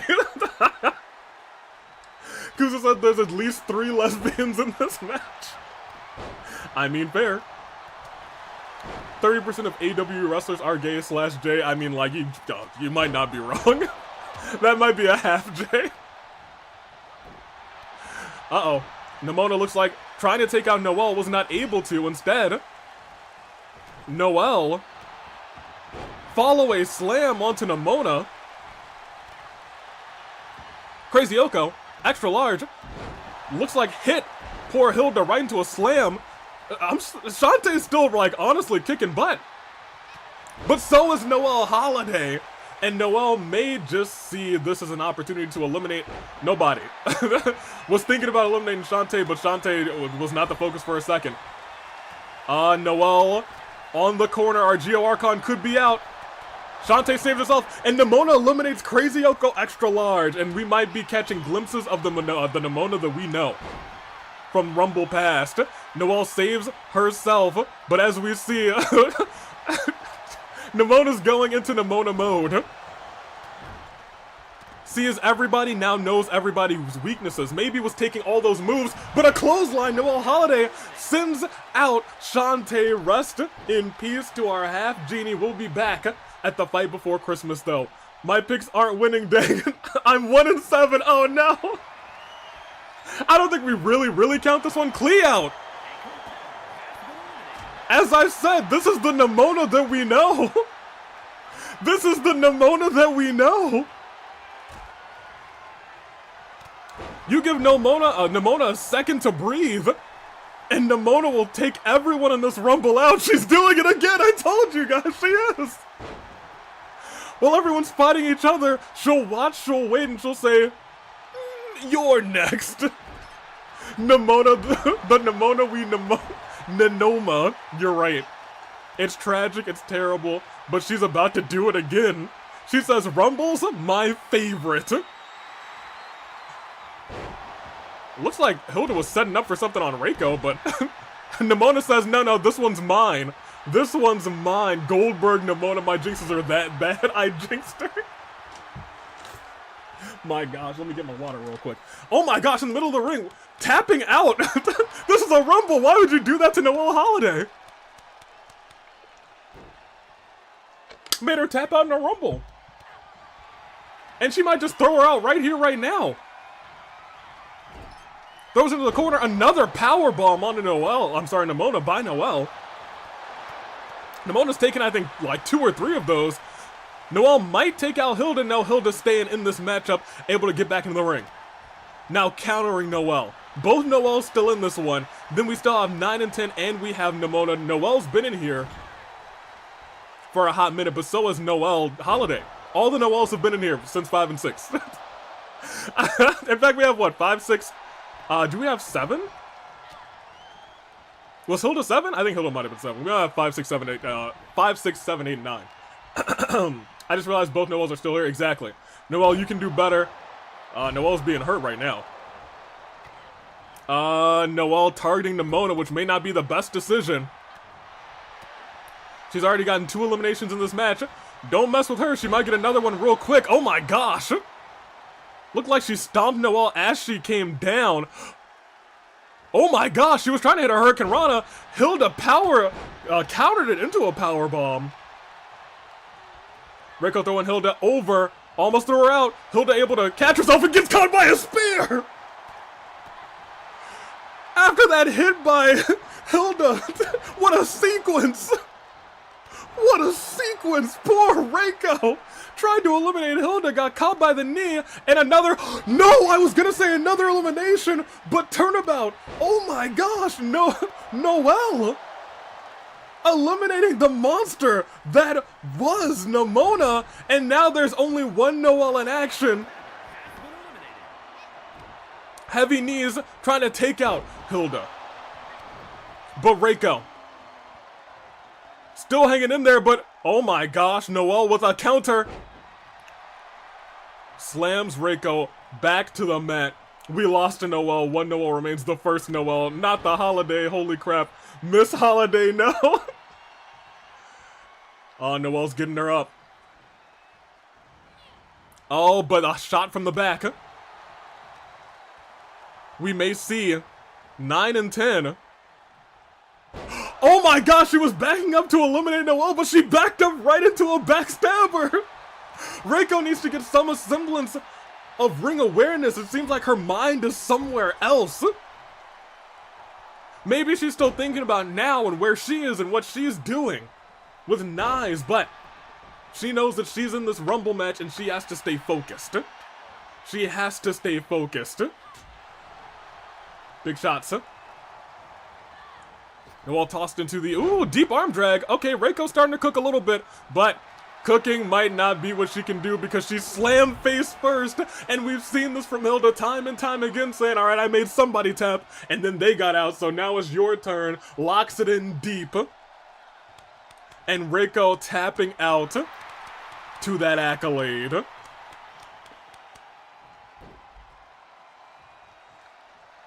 It's Noel as Hilda, and Noel with a clothesline from behind on Hilda. Into some sort of suplex. No, a suplex like go to sleep. Knee right to the face, and she is stunned. If Noel just throws Hilda, she would have been out of this one, but no, still wanted to do damage and still wants to do damage. Lifts her up again, and another suplex go to sleep.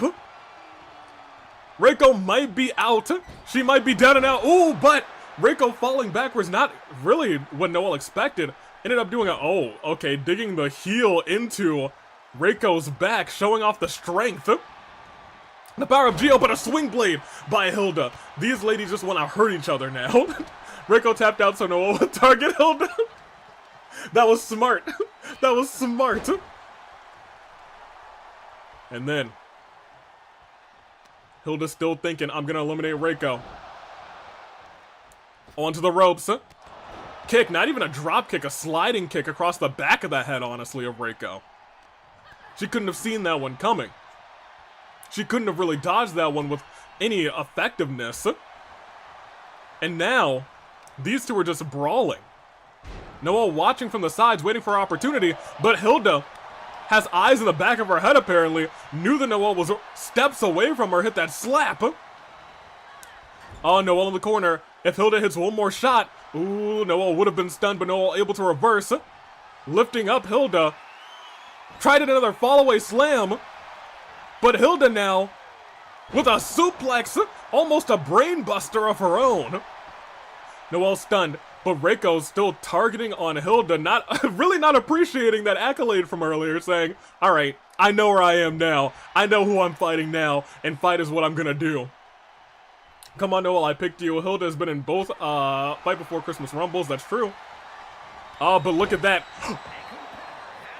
Reiko actually sent flying by Hilda. Don't underestimate the strength of Hilda. It's Fire Emblem, it's Genshin, it's 1v1. The final two in this Rumble. Hilda looked like she was trying to hit that accolade again. Noelle looked like she was trying to hit that suplex go to sleep again. But Noelle caught on the ropes.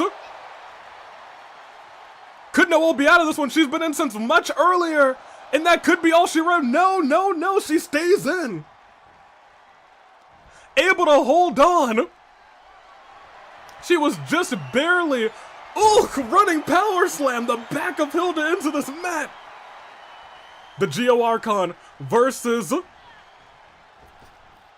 up and over, wait. Scoop slam, shades of Sayakiller from earlier. And Hilda stunned. If Noelle simply throws her to the side, that's a win for the, wait a minute, that is a win for the true Geo Archon. Noelle cashes in that W, I believe at number 5. Congratulations to Noelle. You love to see it. The first Noelle, indeed. 2 wins, 3 losses. Oh, wrong Noelle. No. They're both the right Noelle. Congratulations to her. Noelle showing up, showing off, and now carries momentum going to that Rumble. But the Rumble at the fight before Christmas is 3 times larger. You might have to survive 3 times as long if you get in early at like number 5 again. That being said, congratulations to Noelle. We'll see you at the fight before Christmas. Watch that back up here. Noelle got my number. You love to see it. Number 5, I believe. But congratulations to all of them. We'll close that out. And now, let's see what else we have in store. Next up, we have a Champions Contenders match. Tornado tag, 8 competitors. Y'all know the rules. If you pin the champion, either champion, you get inserted into next week's championship match. However, if the champions win, they don't have to defend until a fight before Christmas.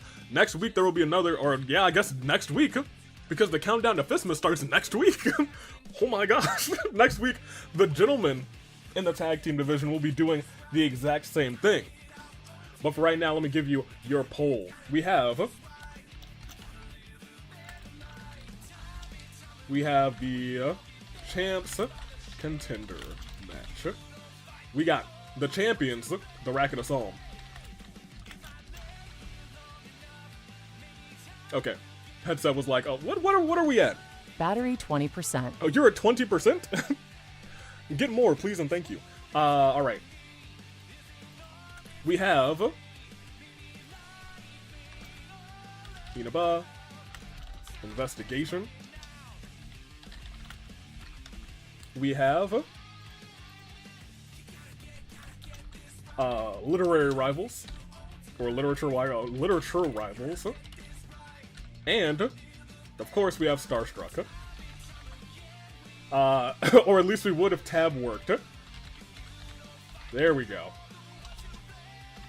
And so, are y'all ready? Oh, the match actually isn't even loaded yet. So, here you go. Y'all get to vote and I'll switch us over when it's loaded. It's about halfway done.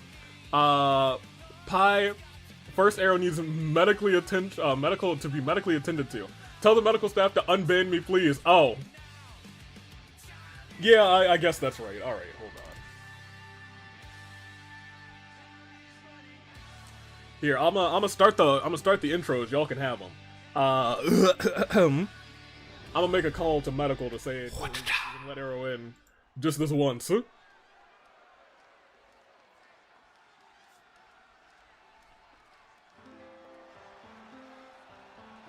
Hey, Melissa. Yeah, I know the show is literally going on right now. So Arrow was in a match. Might need some medical attention. Yeah, I know they're banned. I needed a... So, okay. Yeah, I know what they did.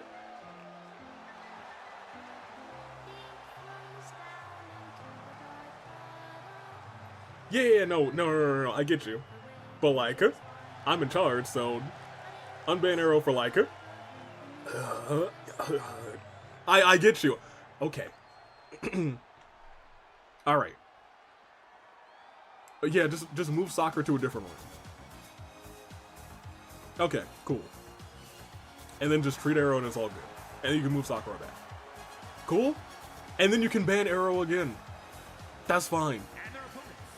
Alright, thank you. Gosh.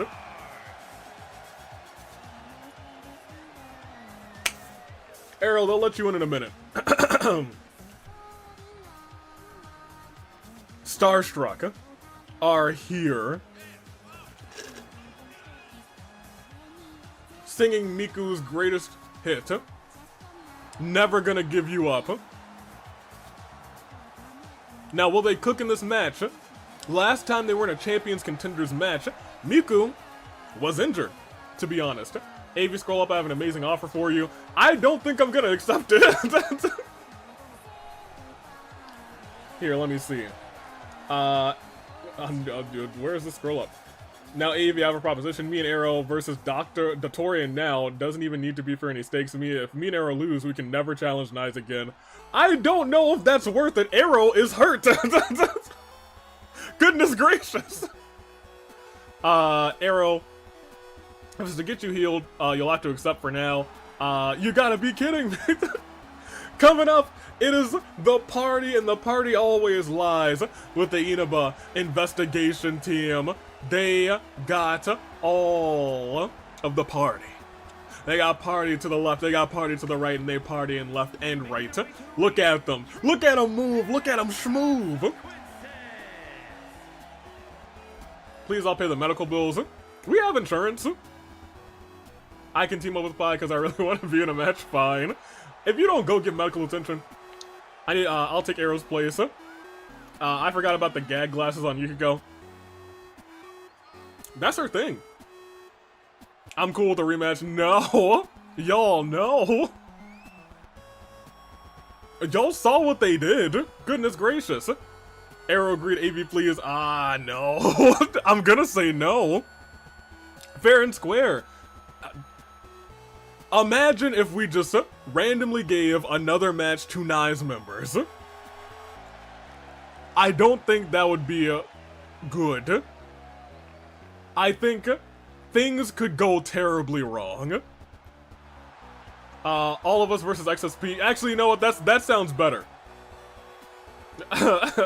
I'm still mad. Okay, why do y'all want to fight again? Exactly. Bye, Arrow. Please just leave it be for now. You can get another chance at a later date. Maybe.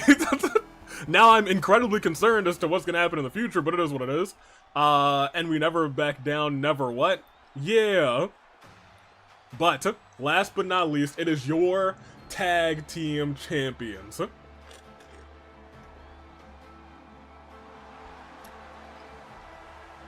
Racket of Solm. Maybe they have the party with them all the time. Maybe I'm wrong. Maybe I'm wrong, because look at this. Racket of Solm, they are here. They are still... They're kind of dripped out, I'm not gonna lie. Marin, strutting down to the ring. Panette, feeling it, vibing. You love to see it. You love the vibe. Racket of Solm on top, baby. You better believe they are. Yuki Chie, KC2, Racket of Solm. Fair enough. Looks like Arrow might not learn their lesson. Apparently not. But it is what it is. We also got plenty of show left, including our main event. Sonic versus Eggman inside of a steel cage. Title versus soul. Major implications for really who's gonna walk into Fight Before Christmas's champion. That being said, AWE Tag Team Champions. Oh, look at that! I don't know what she poured into her hand, but I'll tell you what. I hope it's salt. Oh man. The ladies are here, the tag team champions. They know.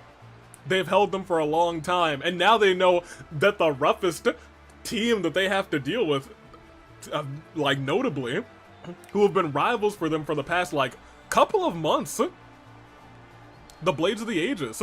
They know that they never have to fight them again as long as they're champions. So they have no intention of dropping those titles. Let's see how this goes. So why would anyone agree to risking their freaking soul? Eggman's desperate. He's a desperate man. Desperate times call for desperate measures. Clyde, how you doing, my guy? In this matchup, goodness gracious. Backbreaker, and I'll tell you what. This match is going to be hard to call. It is going to be hard to call. GA landing on her feet. And then using those same feet to nearly knock out poor Natsuki. Shot to the... Oh, see, look. Panetta's the only person who had, you know, a little bit of damage in this match, but she's A-okay. Tough to be the champion in a championship contenders match with a little bit of damage on you. But she's got Marin on her side. If Marin's able to win this one with that coolest kick in town, win that match with anything she's got, she can win at a moment's notice. She knows how to bring out that coolest kick in town. Clyde, this is my boy. When is he gonna get another match? I think Clyde was like, I had my moment in the spotlight. Clyde hasn't exclaimed to me that he wants another match, but if he ever wants one, he can get one. Ooh. That seemed unkosher, that kick by Panette, but it is what it is. Then hits a snap suplex on Natsuki. A big miss of a drop kick by poor Hatsune Miku. And I think the one that we might have to watch in this one, as I want to like look at your picks so far, a lot of you rooting for the literature rivals. I was actually just about to say, the one we do really have to watch in this one is Yuri. We know Yuri can break out that climactic ending in a moment's notice. And we know that that move can just take an opponent out. It almost got them the points that they needed, but was not quite the case. She can whip it out of nowhere, and it's beautiful. But will she be able to hit it? Clyde trying to watch every single place. Every single potential place. But Panette's all alone in there with a team of two. Panette all alone in there, injured with a team of two. Starstruck maybe trying to say, hey, let's take out Panette together, and then easy peasy, we walk our way, as long as we take care of Marin as well, to a championship match. But the Amagi lick is broken, the Amagi lock. Oh my gosh, Pi. Not the Amagi lick. Stop. Not like this.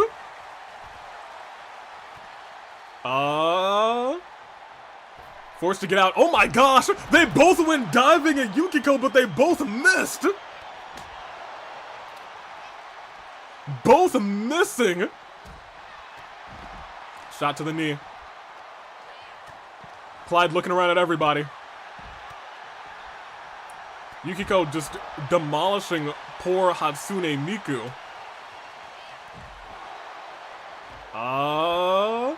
I don't even say it when I'm referring to food anymore. I'm that afraid of it. I get PTSD from that word. Cause they're now. My gosh.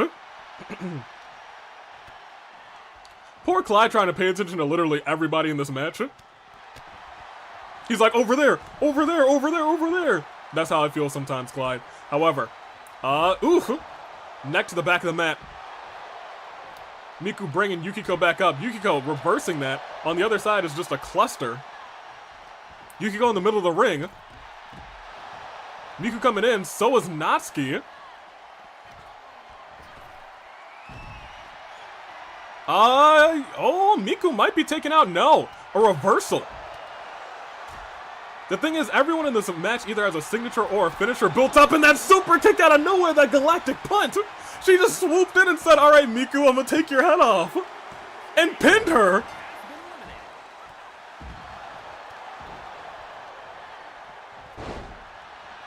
What? Oh my gosh. I'm at a loss for words. Oh my gosh.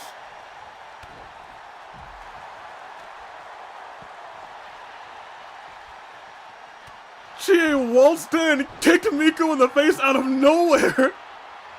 Now it's all up to poor Yukiko, and really, at this vantage, you just have to take out one of the two champions. Which is wild and crazy to me. I can't believe it was just one kick. Poor Miku's strutting back like, oh, man, I can't believe this has happened to me. Oh, you don't want to run up to her. You really don't want to run up to her. Maren was running up to Chie. I was like, she'll kick you in the face. We just saw it in the middle of the ring. Natsuki, boom! Vicious leg drop. Got all of that. Nearly decapitated Yukiko. That's 2. And that is resiliency burn from Yukiko. She kicked her so fast. She kicked Miku so fast, I don't think she had resiliency ready. A reversal there. For almost all the competitors back in the ring. And a steel chair by Panette, realizing, alright, anything goes, huh? We have the disadvantage. Everyone's got a target on our backs. Heavy shots by Panette. What is she thinking? Ooh, she was thinking something, but instead a code breaker by Mona tried to capitalize on that afterwards, but Panette got reversed. Wrenching the arm. Trying to take her somewhere, but Yukiko was right in the way.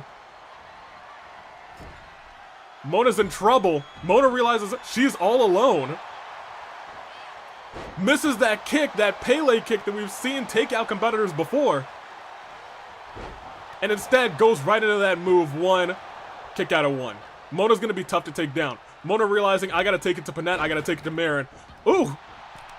These slappy hands by Natsuki, ridiculous as always. A little bit sillier than we would expect from Natsuki. Deep arm drag onto Yuri by Mona. And, wait, almost a suplex. There's a pinfall going over there. Natsuki, did Natsuki burn resiliency? No, Natsuki didn't even burn resiliency with that 2 count. Galactic punt. Wait, Amagi kick. More like Amagi. Okay, no. no, Kuzu. Gosh darn it. Behave. Oh, that's the Amagi lock. That's the Amagi lock. Is Mona gonna have to tap out? Is Mona gonna have to pop resiliency? Mona might not have resiliency right now. She might have to tap, just like her partner. She's gonna have to get out of this naturally. She's struggling, but I think she just barely got out. Mona just barely able to get out, and goodness gracious, a pile driver on a Chie. Big splash onto Amagi. Another big splash onto Amagi. Not onto the stairs, back of the neck onto the stairs. Uh-oh. Maren realizes, hey, the less teams in here, the better. Coolest kick in town! Square dead in the center of the eyes of Amagi. That's 1, that's 2, and she kicks out. No resiliency left. We thought that was the end of Yukiko. We thought that was the end of Yukiko. Do we want to lose our sponsors? We have sponsors. We got sponsors. Yes, I've worked hard to get them. I didn't know we had sponsors. That's dope. I think we might have missed a second coolest kick in town because Amagi lock is out of commission. Amagi lock is out of commission, and the SOS might send Yuri down too. Because Yuri's alone in there with both tag team champions. That is a 2 count. Yuri forced to burn resiliency. She's alone in there with Panette, alone in there with Maren. They've got to pin these 2 champions. Coolest kick in town again!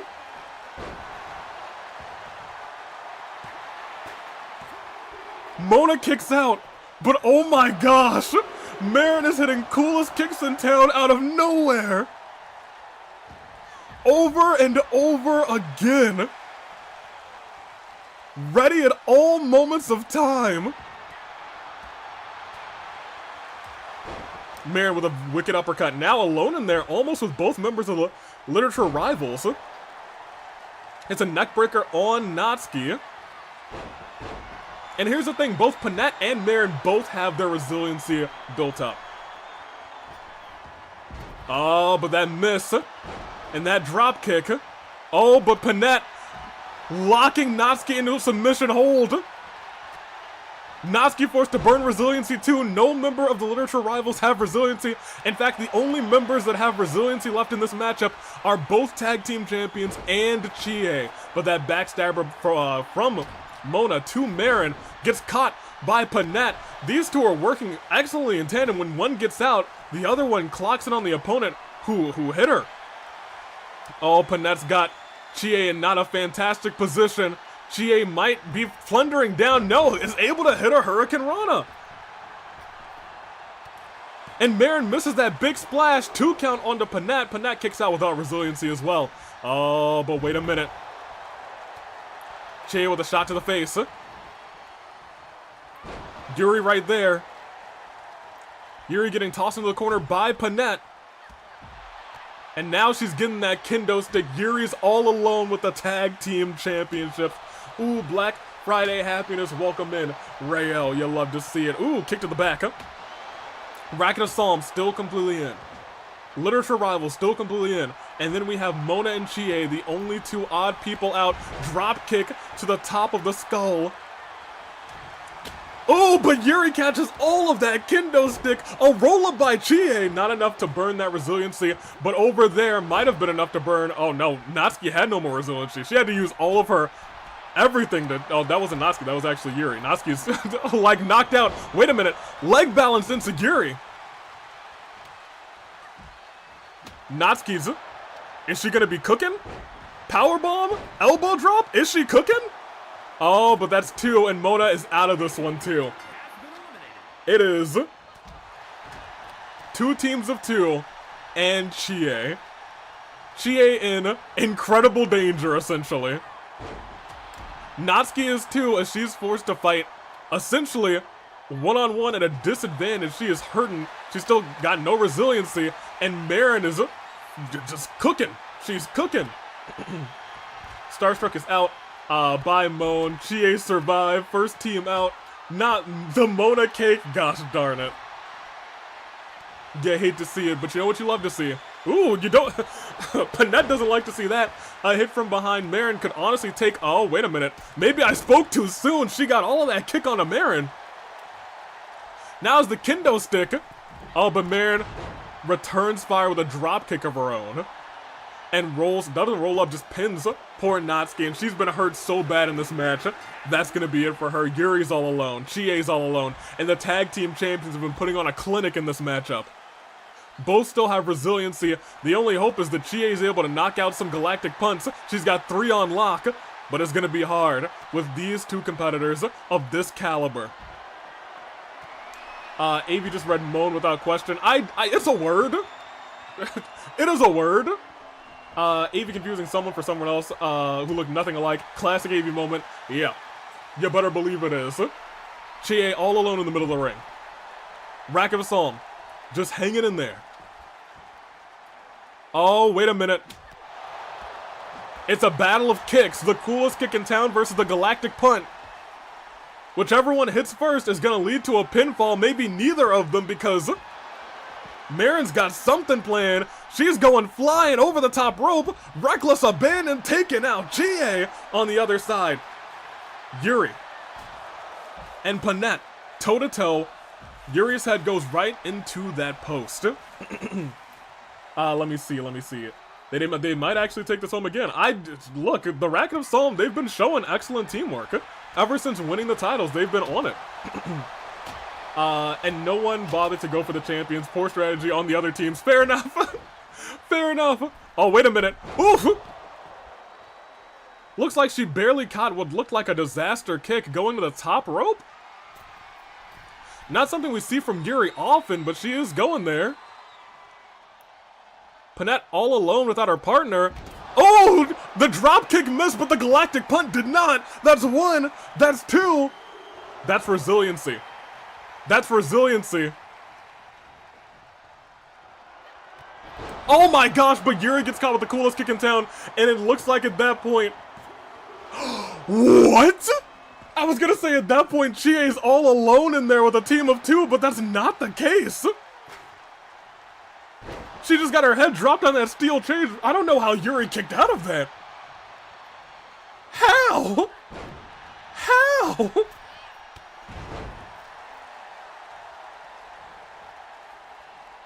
I'm shocked. I am shocked, to say the least. But she gets caught, and she gets hit with a fall-away slam. Yuri's all alone, and she is in trouble. She's about to get beat with a steel chair. That's 1 shot to the midsection. That's another shot to the arm. Panette is going feral right now. And another shot to Yuri. And another shot to Yuri. And another, but Yuri gets out of it. Out of nowhere! Wait a minute! Climactic ending! The climactic ending! Could that be enough to put Panette away? No, it's not. It's not enough. It's not enough, but Yuri says, I got another one in me if it hits. And it doesn't. Panette's ready for it this time. Panette ready for it this time. Turns her around into an elbow. Turns her around. Stomps the ankle. Drags her to the center, and Panette says, alright, it's time to call this one to a close. Begs her to get up and says, I'm gonna choke you out. With relative ease. And there it is. Yuri's gonna have to tap in this one. There's no way she gets out of this. That's all she wrote. She does. Chie has a mammoth task ahead of her. She has to beat both of these members of this team. But I don't even think Chie's able to do this. They have been a dominant force. We thought the climactic ending could have been the climax of this match, but now it looks like they're gonna destroy Chie and send a message to the women's tag team division. Because coolest kick in town sends Chie down 4-1, 4-2, 4, no. Was that a Nuzlocke? No, that was not the Nuzlocke. You know the Nuzlocke starts with like an RKO, then they roll you up into it? It was a not completely different submission. But it was like a reverse guillotine instead of the Nuzlocke. Oof. Hold on. Chie's back on her feet. She doesn't have resiliency anymore, so she's in trouble, but she's back on her feet. Survive Chie, well, this is basically over. Yeah, she would have to defeat everybody. Both of them. Panette, very close to being defeated, but she's gonna have to kick Marin. Get a pin on her. Hope that she doesn't pop resiliency. If she does, she's gonna have to kick her again. But I'll tell you what, she's about to be stunned right now, and now it's just heavy shots to poor Chie. And Chie misses a kick there. She's hurting, she's injured. Oh man. Chie just give up and spare herself the pain. She wants to carry on for Yukiko. They're beating her up and down the ramp. Ladies, please, this is enough. This is enough. They're jumping her. They are just beating her up at this point. The Racket of Solm are all but certain to hold on to those titles until the fight before Christmas. Oh, Chie's starting to fight back, but when it's 2-on-1, she can't get a moment in otherwise. Chie's saying she's not a quitter. She won't quit, but like, at this point she needs to. They're targeting all of her limbs now. Look at that. Her arms are in the yellow, or her legs are in the yellow. She's hurting. Dear God, I'm so late. Welcome in Dragon Force Zar. You've missed quite a show so far. And now she is fighting back. Hold on. Hold on. At the very least, she's up. At the very least, she's got 3 finishers, and we know she can hit her finisher quick. Uh-oh. Oof. So here's the thing. I may have to intervene. I may have to intervene because I don't think they're gonna get her back into the ring. I think they just want to hurt her. Oh, but hold on. Hold on a second. Well, maybe we held on for too many seconds. She had a kick, but she's getting caught with that DDT onto the steel grating. No, let's not intervene. Chie, I don't think pins count here, but I could be wrong. You are not wrong.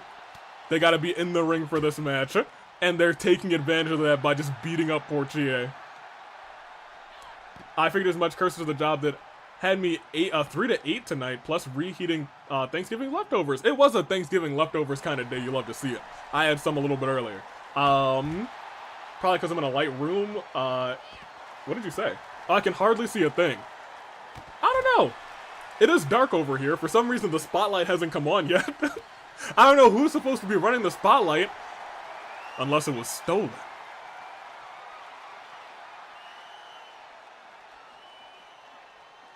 Nice. That would be unfortunate. Out shopping, have Popeyes. Nice. Also not a bad pick. Good food, good food. Anyway, I got night vision. I don't know, it's not my job. I'm the cameraman, fair enough. Uh-oh. Hold on, she is fighting. Trying to fight her way back towards the ring. I'm gonna have to control somebody. I'm gonna have to control somebody. Because they're just gonna hurt her. Alright. I'm about to make an executive decision. I guess I'll be Panette? I guess? I don't want to take away the advantage for them, but I mean, like, I think at this point, we know they're gonna catch the victory. I think that's just, you know, you know, a guarantee at this point. Uh-oh. Now, hold on. Axe kick, Shades of Tamara. Maybe, hold on, maybe he'll throw her towards the, no, okay, Chie, run. Alright, so if I control Chie right now, yeah. I can run. I can run. Run! Alright, great. She'll be fine now. Unless she's not.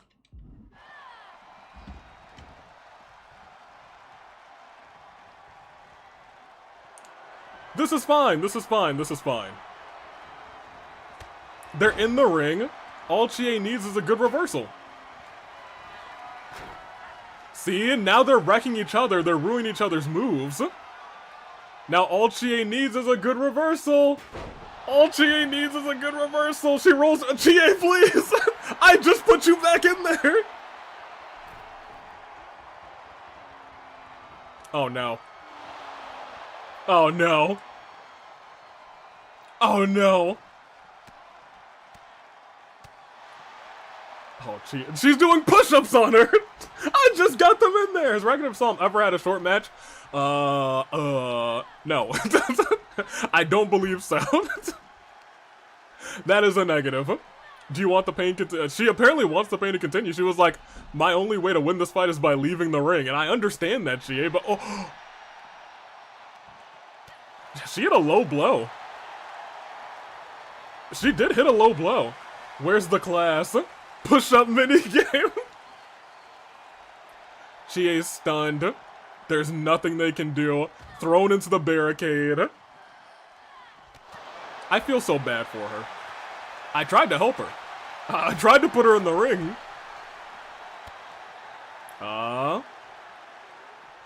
Thrown into the barricade again. Chie, I don't want to do this again. They're getting you close to the ring, or close to where they will throw you into the ring, so I'm not like, uh-oh. Oh, that's not throwing her to the ring, that's just hurting her more. Someone stop this jumping. I tried to stop it, but they just want to beat her up. Okay. She's on a different side of the arena, which is nice. It's not Chie over. Oh, wait a minute. Reversing that into a powerbomb. Reversing that as well. Snap suplex. Wait, hold on. She's got a little fire in her. Reversing again. Wait a minute. Throwing Marin in. She's all alone with Panette.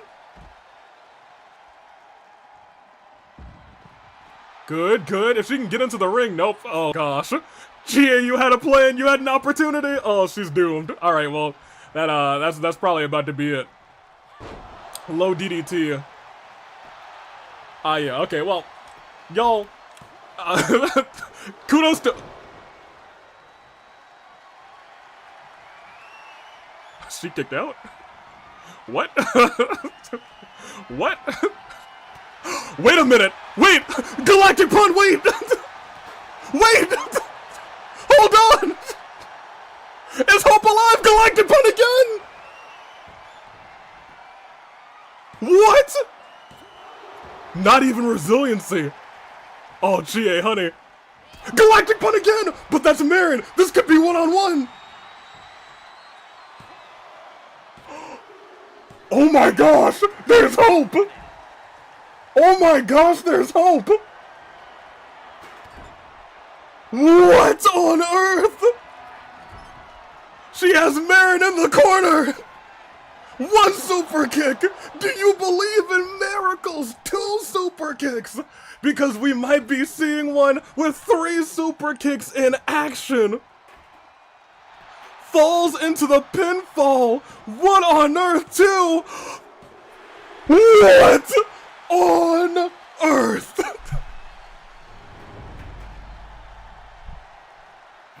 Y'all, we may have just seen a career-making performance by Chie. We may have just seen a career-making performance by Chie.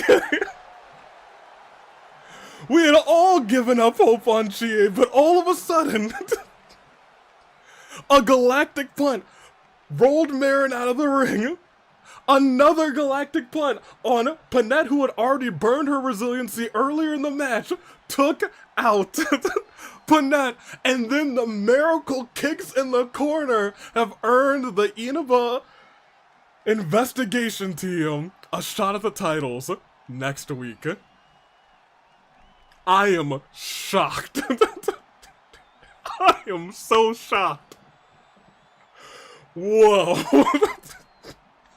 That's why we never count out anybody. We were all telling her to give up. Every single one of us. Wow. The first time she has ever cooked something that wasn't a falling, facts Dragon Force Zara. Facts. Oh my gosh. I'm sweating. When she hit that first galactic punt, I was like, oh. And then Marin kicked out and I was like, oh. And then she hit Panette and I was like, oh. And then it was 1v1 and I was like, huh? Yo, that was a miracle performance. That was a miracle performance. That's crazy. Winning a 2v1 against Racket of Solm, no less, I'm speechless. Because never did I expect that series to end with those kicks. The galactic punt is nothing to sneeze at. And now Racket of Solm, they've got to go 1-on, or I guess rather 2-on-2 with the Inaba Investigation team against Chie, the one who pinned the both of them. However, we also have one more match before our main event. I'm still... I gotta catch my breath for real. Because that was nuts.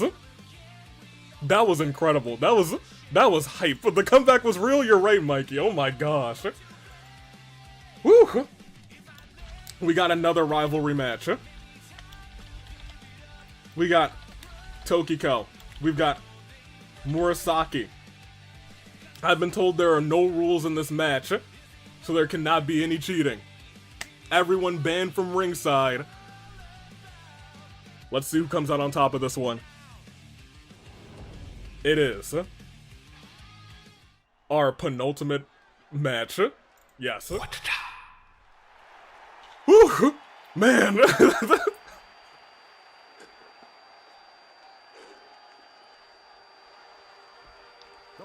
Everybody close your ears. We gotta talk about the Inaba, but we're specifically Chie after that one. That was crazy. Like, forget about Tokiko, like, that's whatever, but like, the end of that match, I'm gonna be like, that's gonna be on my mind forever. That's gonna be like, rent-free in my mind. Don't worry, the buzzing doesn't bother me. Good, you're the cameraman. Woo! Yo! Let's forget about that. Well, we can't ever forget about that last match, but like, let's look at what's going on here. This is Tokiko. We haven't seen her in action in a minute, but we know that she's been doing some scandalous things behind the scenes. Let me see. Purple hair is bad. Murasaki also has purple hair. So does Camilla and Ophelia, or our Ophelia. That being said, Tokiko, the leader of Nais, it seems like one of 4 leaders, I believe, is what I heard, of this new Nais organization. And I think there is a strong possibility we met the 4th leader tonight, earlier in action, teaming up with Midori. However, Tokiko's got a strong competitor up against her. And from wherever she wants. One who hasn't competed in a minute, but the last time we saw her, she took a W. A Hall of Famer in the Danganronpa Hunger Games. Done everything there is to do there, but... Here we go. Excuse me for... Yeah, Luna, somewhere someone said... I think it was the account said we have 4 leaders or something. I saw it in the Discord, not on the account. I try and pay attention, but like sometimes I'm like, oh, this is a nice thing. I just want to go to sleep and eat a bagel and not worry about it. Oh man, what is the song? I'll post it in a minute. I don't remember the name, but I have it on my list. But here we go. 1v1, no rules. I don't like the referee that's here. Do not like the referee that was here. Yeah, they replied to my comment in their recent video where I asked 2 questions. Yes, I do. I think I saw them as a reply in someone's screenshot on the Discord. It's that ref again? Yeah, that's not great. I'll say this, I got one hell of a pod to catch up on. You do, Dragon Force Czar. There's been some wild shenanigans in this one. We saw the barricade shatter. I'm not going to tell you which match, but it did indeed shatter, so... There's some wild action tonight. DJ, oh man, it has been a show. That last match had me sweating. I'm legit sweating. How you doing, DJ? Good to see you. Yep, it's the bad ref, Gittermura. If there's anyone who could defeat Tokiko, I believe it's going to be Murasaki. Tokiko clearly has a bunch of tricks up her sleeve, but Murasaki, ooh, look like, ugh. Suplex. Full Nelson suplex. Oh, yeah, we finally saw the barricade break, which the AIs just don't do, which is crazy. We've been simulating these games for like a year plus now, and the barricade finally broke, and I'm like, huh? You guys did it? There was some cooking. Speaking of, Kuzu's gotta eat now. It's going to be hard to handle the camera while also eating. Depends on what you're eating. If it's like a plate of spaghetti, you're gonna be struggling, but if it's like a hot dog, you'll be okay. Badoomts. Let me see. Racket of Solm versus Yukichie needs to be the main event next week. It might be. It might be because, man. Wild. Who, Murasaki also won that Gamer Gauntlet. Oh, don't worry, I remember. The Gamer Gauntlet is what I was talking about when I was like, we haven't seen Murasaki in a minute. Let me see. I don't even care about Mura winning. I just want Nais to lose. Fair enough. The people don't like Nais. And speaking of Nais, right now Yukiko's... I'm sorry, Tokiko is feeling some pain. I still got Yukiko and Chie on the mind. Tokiko in some pain. Murasaki thoroughly destroying her right now, low-key. And gets a sledgehammer saying, there's no rules. I'm gonna show you how it feels when someone cheats against you. However, Tokiko gets that sledgehammer instead. Oh, but Murasaki stops her from using it. Toss Tokiko into the corner, gets the sledgehammer saying, alright, the great equalizer right into the arm of Tokiko, trying to weaken the grip on that Nais lock if she's ever locked in it. Ooh, and the shot to the knee as well. She's trying to take out the other appendages, and that might be smart because I think you have to get into a nice squat for the Nais lock as well. Ooh, uppercut by Tokiko. Another uppercut, 3 uppercuts. Another uppercut, geez Louise. And Murasaki just throwing Tokiko. Can you blame her? Give us tables. Kick her butt. She used to be an elite wrestler, then she took a hammer to the knee. Ugh. Yeah, it sounds like your knee would explode after that one. Beautiful, strong slam by Tokiko. But Murasaki's still able to counter, not really counter, but still stay on top of Tokiko's movements in this matchup. But that broken suplex, almost a broken arrow by Tokiko. Onto the mat, things are starting to even out. But Murasaki trying to stop that from happening. Murasaki throwing Tokiko back into the barricade. Ramming her into the barricade as well. Using the environment to her advantage, then waving at her, saying hello. My gosh. Slaps to the chest. Ooh, a kick to the chest too. But return fire. Tokiko now stunned though. Lift her up and slammed her down with authority. World's strongest, I believe. Thrown into the barricade again. She's really using the barricades, and now looks like she's going to use some weapons too. She wants to teach Tokiko a lesson and is pleading to the audience saying, hey, someone said give us tables. Mikey, apparently that one's for you. Apparently that one's for you. It's for everybody. Murasaki looking to put Tokiko through a table in this matchup. Oh my gosh, an RKO off the ropes, a Cody cutter. But Tokiko trying to get a cheeky victory with a pinfall onto the table. Murasaki kicks out a 1. Oh, but a backdrop. Big backdrop onto the table. Right onto the exposed part of the table too. The metal bits, and now looks like Tokiko's like powering up. I don't know how Murasaki stood up like that though. Stood up like that out of nowhere, and it's a drop kick. I'm not sure how that happened, but Tokiko, I think, saw that, said, that doesn't bother me in the slightest.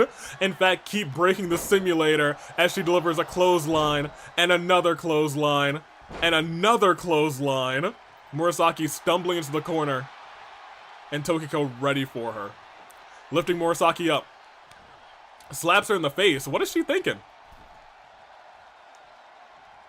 Trying to bait in the audience. What is she thinking? Oh my gosh! Jumped all the way to the top rope. And a superplex onto the exposed part of the table. Tokiko ready. She's willing. She's saying it's time to lock it in and end this matchup. Oh, but Murasaki was ready for it. She was ready for it. Single-legged code breaker, the Konami code breaker. That is 1, that's 2, and that is resiliency popped already from Tokiko. Could she be thinking about that Konami code breaker again? Maybe. Maybe. Gets a ladder, all we're missing is a chair. To have a TLC match. Ooh, used her whole body. Dropped her on that table again. Murasaki is starting to feel the after effects of being in this matchup too. No resiliency popped yet though. Tokiko realizing that she has a lot to do if she wants to win this fight. Senton right across the midsection. Waiting for Murasaki to get up. Lifts her up. Boom! Slam right to the back. Turns her over. Turns her back over. Knee. Targeted.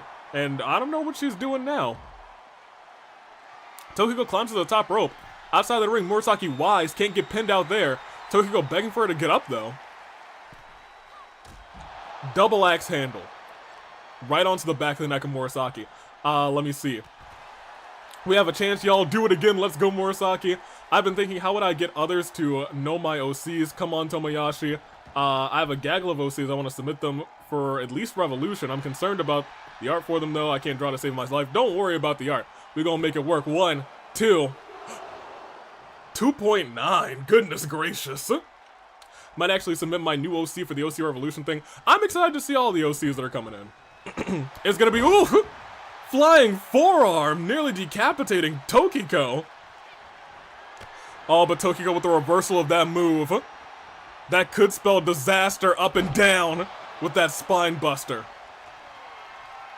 She's calling for Murasaki to get up again. Murasaki gotta know that the knives lock is about to get applied. Oh man, was she ready for it is the real question. Was she ready for it? She has to burn resiliency too.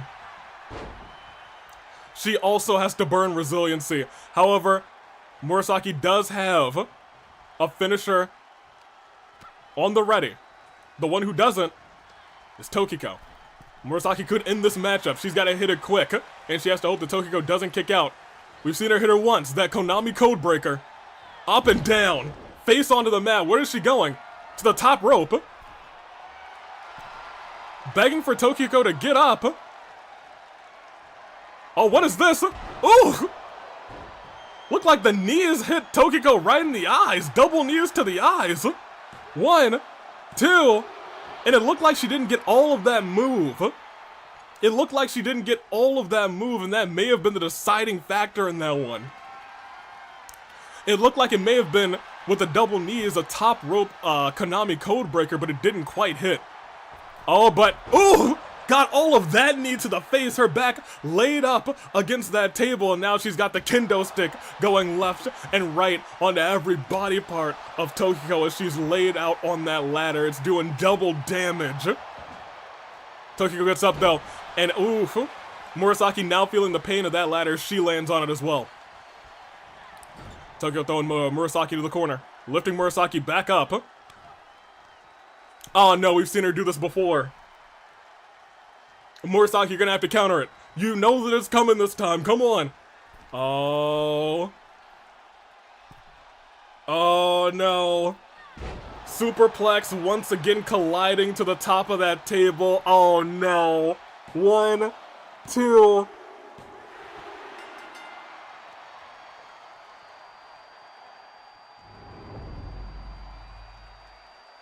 Here is your winner, Ponyo Ki-Cho.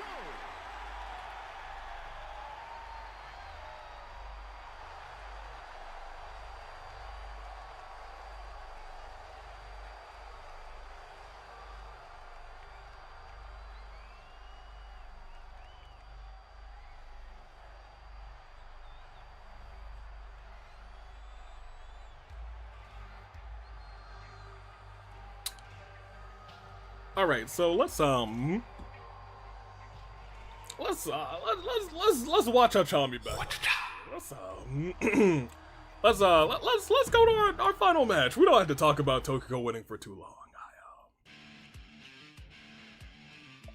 Hey, you know, Murasaki put up a good fight, burned resiliency on Tokiko. Unfortunately, that superplex that she has, where she just jumps up to the top rope, it's unexpected, and it's hard to counter.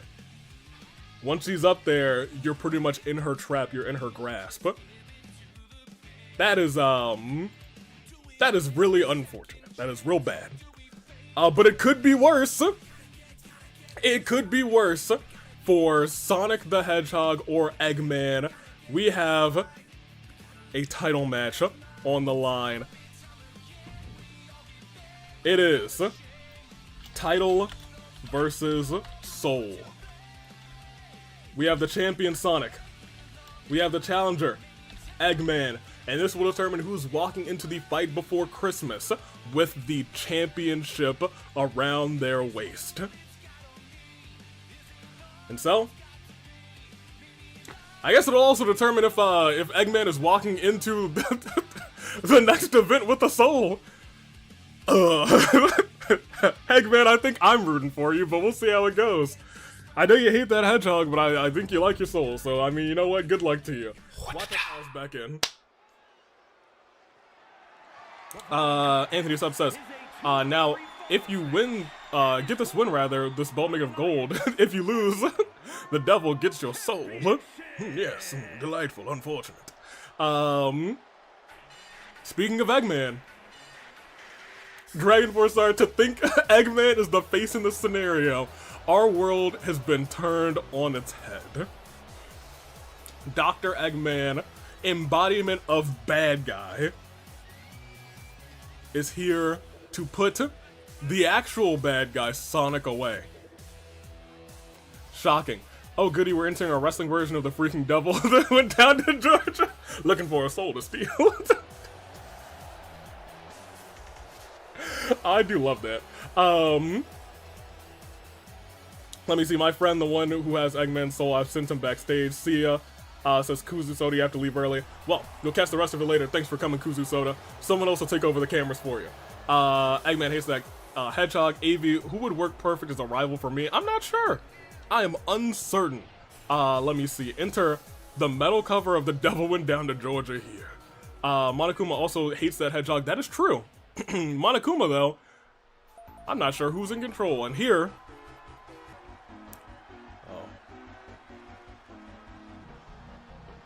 Oh, he's just coming out with the title. That's good. That's less concerning. I'm a fan of this, actually. Thank you. Thank you. He seems to mean more business. He's not here to crawl in this time. He's looking out to the audience saying, I don't want you to focus on me crawling to the ring. I want you guys to focus on me stealing Eggman's soul. And that might scare me a little bit more. Admittedly, he looks out to everyone and says, I think he just said, I'm going to destroy Eggman. That was like the delete swipe. Goodness gracious. Forgot to say this because I'm still reeling over it, but Chie's 2v1 is a Hall of Fame moment. Oh, yeah, no, it was incredible. It was wild. I'm still flipping out about it. However, there is no escape for Eggman or Sonic.exe. The steel cage will have one victor. Who will it be? 443 pounds. Sonic, your dad is a devil. Don't lose, Eggman, because if you lose, the demon gets your soul. Yeah. Well, I mean, you know, on the side of like, good things happen if this happens. We haven't had a lot of that, so I think Sonic might win, admittedly. Eggman, it's been real though. It's been real. Yeah. Someone give me a cross and some holy water. Nah. If EXE wants his soul, he'll have to get through us. Oh, okay. I think he will try. It's been a while since we have a steel cage match where an escape was an option. Those are interesting to watch. It's usually like, oh, we did 3 moves, now I'm gonna try and get away. That being said, this ref is... Where's Sammy? Have we seen Sammy at all tonight?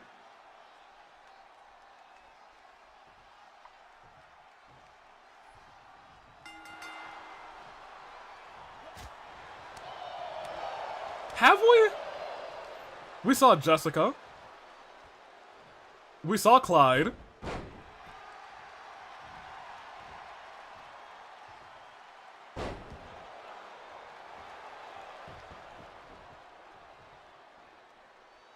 Where's...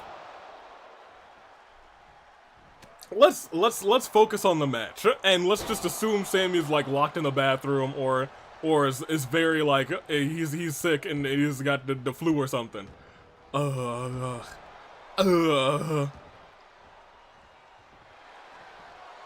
Wait, I just saw Sammy yesterday. I hope so too. Sammy has seen things. Please tell me he wasn't the one who made the deal. Oh no, I didn't even consider that.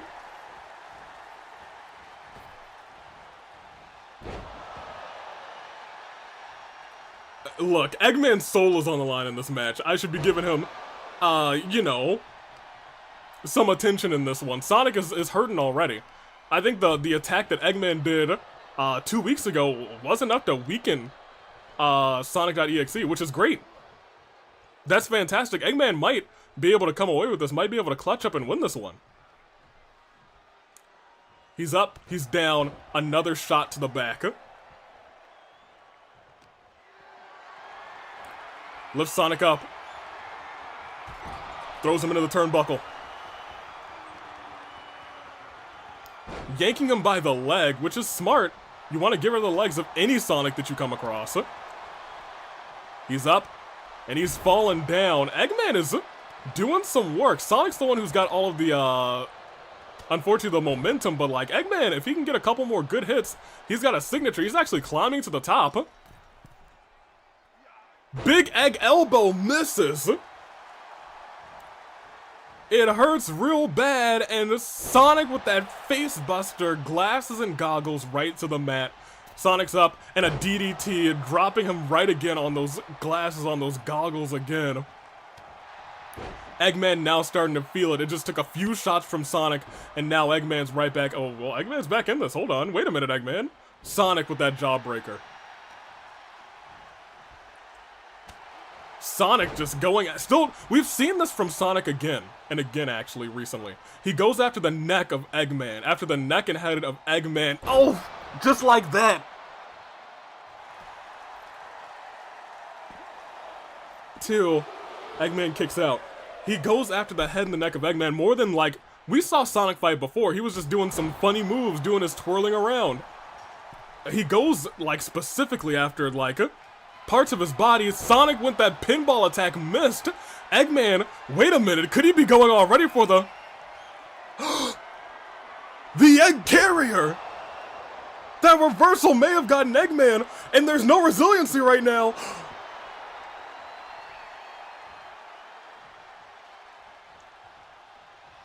Wait, and then the eggplant! Wait a minute, Eggman, is he cooking? Wait a minute, he's saying get up again, he's cooking! That's the second eggplant!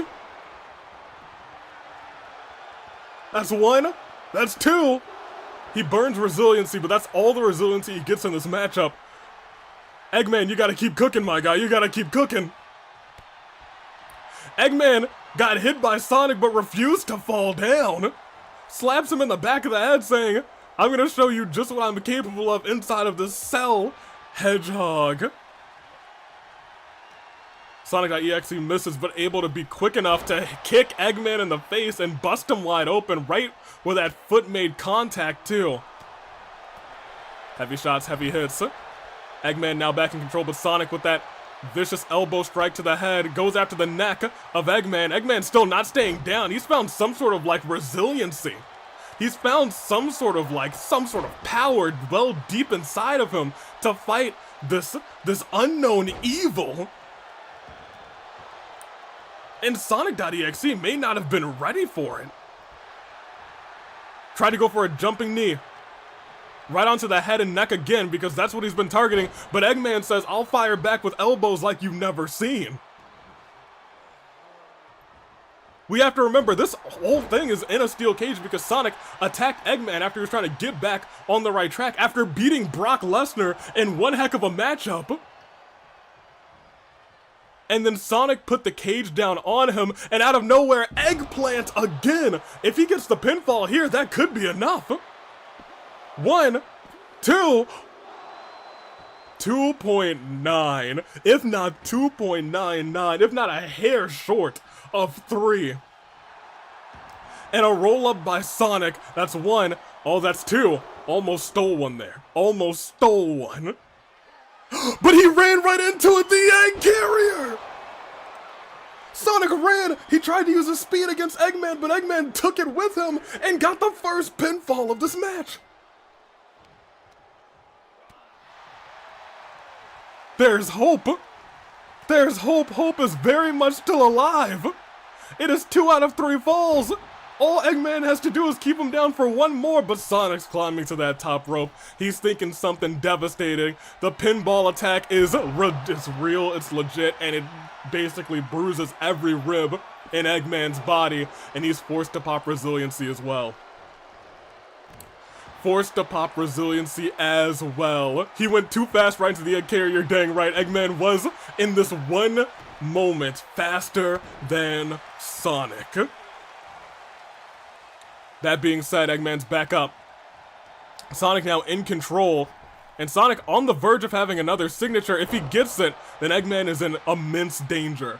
That deficit that Sonic was at could be over in the blink of an eye if Eggman's not able to hit a reversal soon. Oh, but it doesn't look like he's going to because kick right to the face. Once again targeting the head and neck over and over again.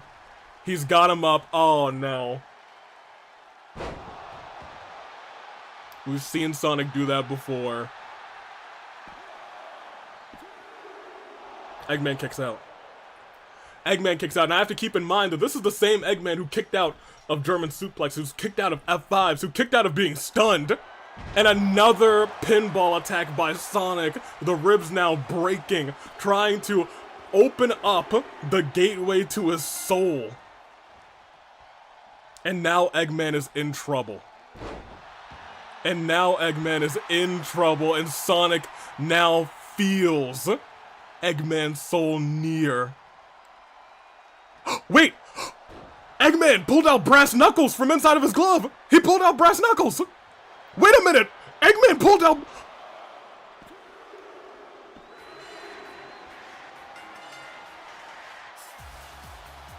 Oh my gosh! Here is your winner. And look at how cheeky he looks afterwards! Eggman saw Champion. his opportunity.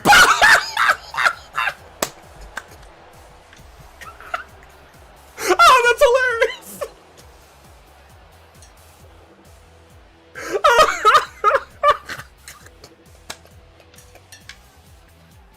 Alright, you know what?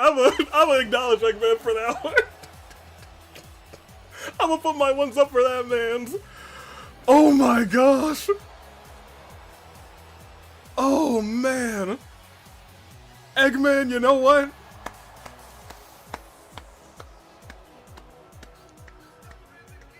We all thought for a second that you were in immense trouble. However, the brass knuckles, he pulled him out of his glove after he realized that he was so close to losing. After his ribs had been broken, he realized, I gotta give me my last shot, and it was enough. And it was enough. Eggman. I'm dying that rough, for real. Oh man, hey, at least one person can defeat the greater evil. Greater, right? Because this man's, he's not good, but you know what? Sonic got EXE, he is worse. Oh my gosh. And you know what? After the autumn that he's had, that man's, he deserves to go on to the fight before Christmas with that championship. Eggman, incredible job, dude. Incredible job. Oh man, in the poll, that was something else. That was awesome. That was awesome to say the least. Even tossing out the referee, well, 1 out of 7, but at least it was a loss of intentional jinx. Fair enough, Maxio. 4 out of 8. Yeah, let me see all your predictions. 2 out of 8. Real face Eggman's still throwing people over the ropes. I mean, like, you know, he's a face, but like, just how much of a face can he be? He's Eggman still. Well, glad my friend didn't have to fight. We'll return Eggman's soul to him soon. I'm proud of him. I want to say 3 out of 8. Yeah, I've lost. Not a great night for me, but like, hey, a great ending. A great ending. Woo! Alright, yeah, we're good. We're done. That was crazy. How long? Well, that was a 3-hour show? Really? It felt like 2.5. Because this match ran long, but man, man, the end of it. The end of this was crazy. The end of this too was crazy. Oh. Nuts. Absolutely nuts. So to whoever made that deal, I'm sorry. Oh my gosh. Eggman could throw me over the ropes any day. Behave, Cherry. Let's go, my girl, Chie. Chie. There's like, we put our ones up for a couple of people tonight. Eggman's won. Not even for winning, but what he did after he won. He gets a 1 for that. Chie, she gets 1s forever. Even if she doesn't win the tag team titles, for what she did tonight, she gets the 1s. I wouldn't even be mad if the Racket of Solm won, but like, she gets the 1s for taking like a 10 to 15 minute beating and then showing everyone what the Galactic Punt can really do. My gosh. That's nuts. And there's our show. We had some like, this was a brutal beatdown. But Mikan tried her best. This, Sayakiller, he did work. And for the one that we acknowledge Sayakiller for that one too. The Repairman. Korey, I take it back. This was awesome. This was an awesome start to the show too. There were some things that happened in this show. Yeah, there were some things that happened in this show. In this event, oh man. And then Korey just doesn't know how to use tables. That being said, overall, very good show. Not some of the results that we wanted. But like some very memorable moments, to say the least. Yeah, Korey lost his promotion. News. Yeah, let's check it out. Let's check out our news, our roster. And then we'll get on to it because next week we start to go on the road. We go on our weekly expedition to the fight before Christmas. News. Let's check it out. Yuri's got an injury. I feel like Chie should have one if anybody, but it is what it is. Junko got an injury after that match, which is interesting because I felt like it should have been Mikan, but you know what? Mikan did hit over and over again, skull-crushing finale after skull-crushing finale, to Junko on the top of that cell. She said, "This is for everything," boom, after boom. She had like 5 or 6 of those things on top of that cell. Marin's been cleared, no longer injured. Yuma's cleared, and Hina's cleared. Oh, that's not true. That's just false. She is most definitely not even in our medical facility, so I don't know which Hina this is. I don't know which Hina this is. Regardless, oh, I hope that's not... Well, you know, now that we know that we have Tsumugi at play, I don't trust anything. I'm not sure if I trust anything. What do you mean, which Hina? You know what I mean. We had... You know who, look at her, you know who. Who knows? Who knows how long she's been creeping around, to be honest? She could have been dressed up as anybody, at any time. Tsumugi worries me. That's my biggest worry at this point, but that's a future me problem. Let's see. I got plenty to catch up at. Guys, Sammy isn't at his house, where'd he go? Maybe he just went to his local, grocery store to pick up some groceries. It's Black Friday, maybe he's shopping. Maybe I gave him the day off. I didn't give him the day off. Guys, I'm still really sorry for failing. It's okay, Arrow. I said Mikan got Icon first, but alright. Who knows how this game doesn't like to play by its own rules. It's okay, Arrow, you tried your best. How'd she end up there? Clearly Junko is Ryuka. Name one L the entourage hasn't taken. Bro, Tsumugi is a problem, right? Tsumugi is a problem, Jags fan. AV, says Luna. Let me see. It's literally only Chiaki, I'm sorry, Crazy Yoko Extra Large and Kaito who's never turned. Don't say that too loud. There's a Hina and a repaired Hina now? No, I just think that there's a good possibility that at some point, who knows, maybe Tsumugi could have been portraying Hino. Who knows how long Hino has really been gone? Who knows? I'm not sure. Auto-Jin matches and power rankings. Yeah, let's go in. Power rankings. We got Panette and Marin at the top of this.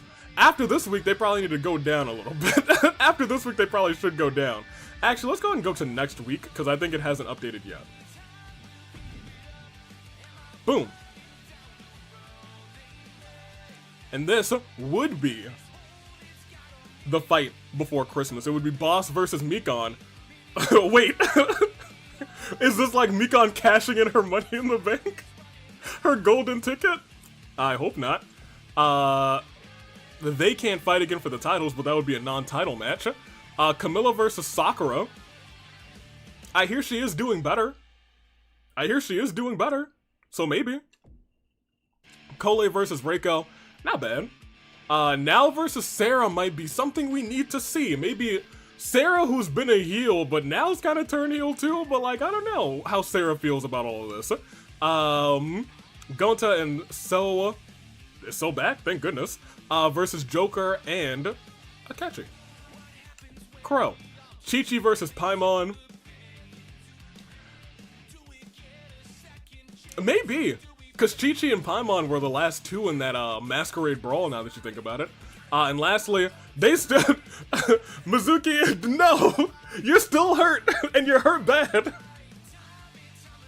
You're hurt and you're hurt bad, no. Gosh, no, absolutely not. She's still saying, I'll fight her. No, Mizuki, no. Stay down. Let's see.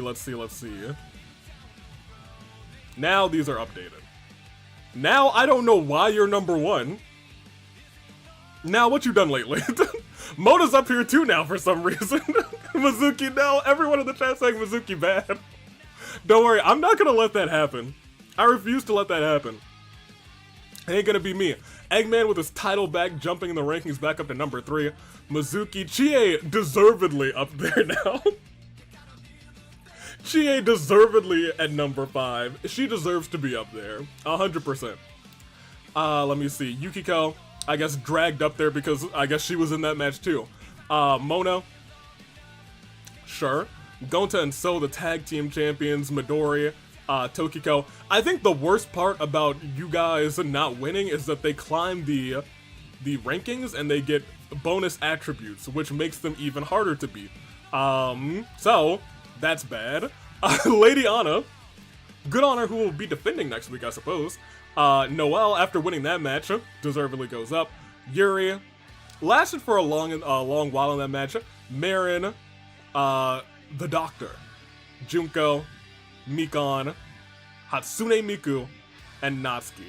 That being said, that's our top 20. That is Friday Night Fracture, and that is the end of our 3-hour and 12-minute show. Pretty good, pretty nice. Some very memorable moments, some things you'll probably see as shorts. Not for nothing. All right. Cut that audio and watch me back in. Let me catch up with the chat real quick for about 5 minutes. Probably like 3 to 5 minutes. Do I have anything to announce? No, but like, you know, yeah, I guess we do. Because this is the weekend where the Rumble submissions close, but it's also when the Rumble votes will start to open. So keep that in mind. Let me see. Bop boop bop bop bow bop bow bop boop bop. Yeah, we'll play this one. Well. Eggman is champion again. Good job, low key. Match of the night, women's tag team match. Worst, Sayakiller and Wanderer. No. Sayakiller cooked. Wanderer just sucked. For real. Let me see. And we acknowledge Paimon.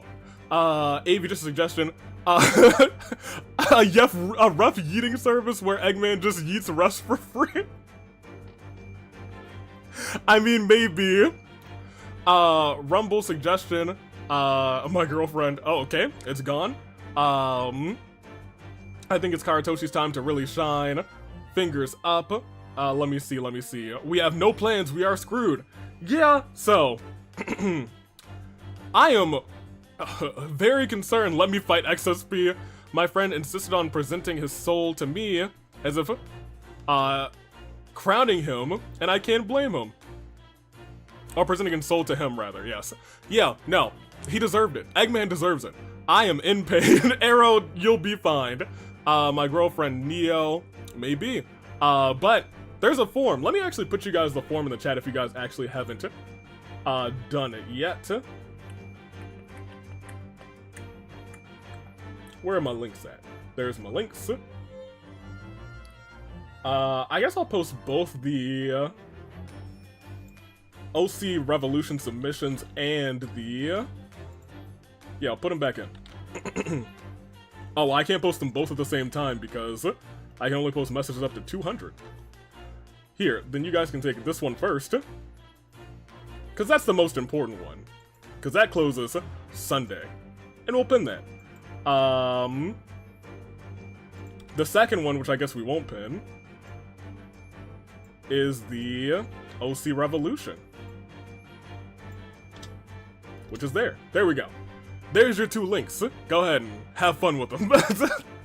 Submit your suggestions for the Rumble. I'll be picking some to just be like, oh yeah, you'll be in. Yeah, I like that as a surprise. And then you'll vote on a couple of more. I think I said 2 spots or maybe 3 spots. I'm not sure. It's in there somewhere. Maybe it's not. If it's not, you'll know on probably Monday when we open up the poll. But also pay attention to just content in general because there will probably be Rumble announcements. That is all fair game after Sunday. Really after today because the Fight Before Christmas is coming. No actual Fight Before Christmas announcements. I don't know if I want to do any announcements tonight. I can't announce anything for tag team action. I do know how we're gonna declare the #1 contenders for both Eggman's and Boss's titles. I guess that starts. I think that might be fun. Yeah, I think that might be fun. We can start like that. Here. Where's the fight before Christmas music? There it is. So, every week during the countdown to Christmas, there will be 2 fatal 4-way matches full of the contenders, the 4 contenders, for Bosses and now Eggman's championships. And so, it's gonna be a fantastic time because each of those fatal 4-way matches, when you get pins, well, you get points. The one who has accumulated the most points, or if there's ties, the ones who have accumulated the most points will go on, and they will fight for the titles of the fight before Christmas. And so, over the coming days, you'll learn who will be in those matches, and I'll announce one member of each match right now for the ladies' side, staring Boss dead in the eyes. A woman who is now titleless has proven herself very recently with a title that she has just recently lost. Tamara wants gold again. She's thinking she proved herself, but now she's gonna have to prove herself in fatal 4-way action over and over again. Tamara is one of 4 who will be in those fatal 4-way matches. However, on the gentleman's side,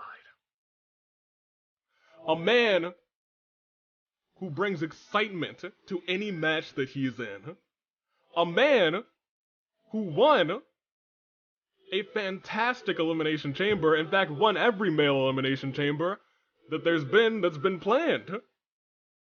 And so, Yosuke will also be in that fatal 4-way situation. It will be Tamara on one side, Yosuke on the other, and in the coming days you will find out who else will be there. So, yes, high-flying Hanamura, you're right. Tamara's the only member of the Racket who doesn't suck. I love all of them, honestly. They're great. Elimination Chamber gave it away, of course, but you might not expect who else will be in those matches, so get excited, get ready. That's all I've got for right now. But there's still plenty more. There's still plenty more that we're cooking up. But for right now, we're gonna cut it off. Because that's Fracture, and I need to actually get ready to actually close this. Where's the... Because I'm not prepared to end the end button. We had a good time. We had some... we have some shorts in the making for real. That being said, also get ready because OC Revolution, starting next Friday when it's actually like December, is the next month. 2024 is literally just around the corner. Like, I need to start decking the holes a little bit because it's almost December for real. Until next time, we'll Fracture out. Chat, it's been real. We have experienced a lot of ups and downs in this episode, but let me tell you, it's been crazy. I'll ask before it's too late, suggestions will count for the fight before Christmas, right?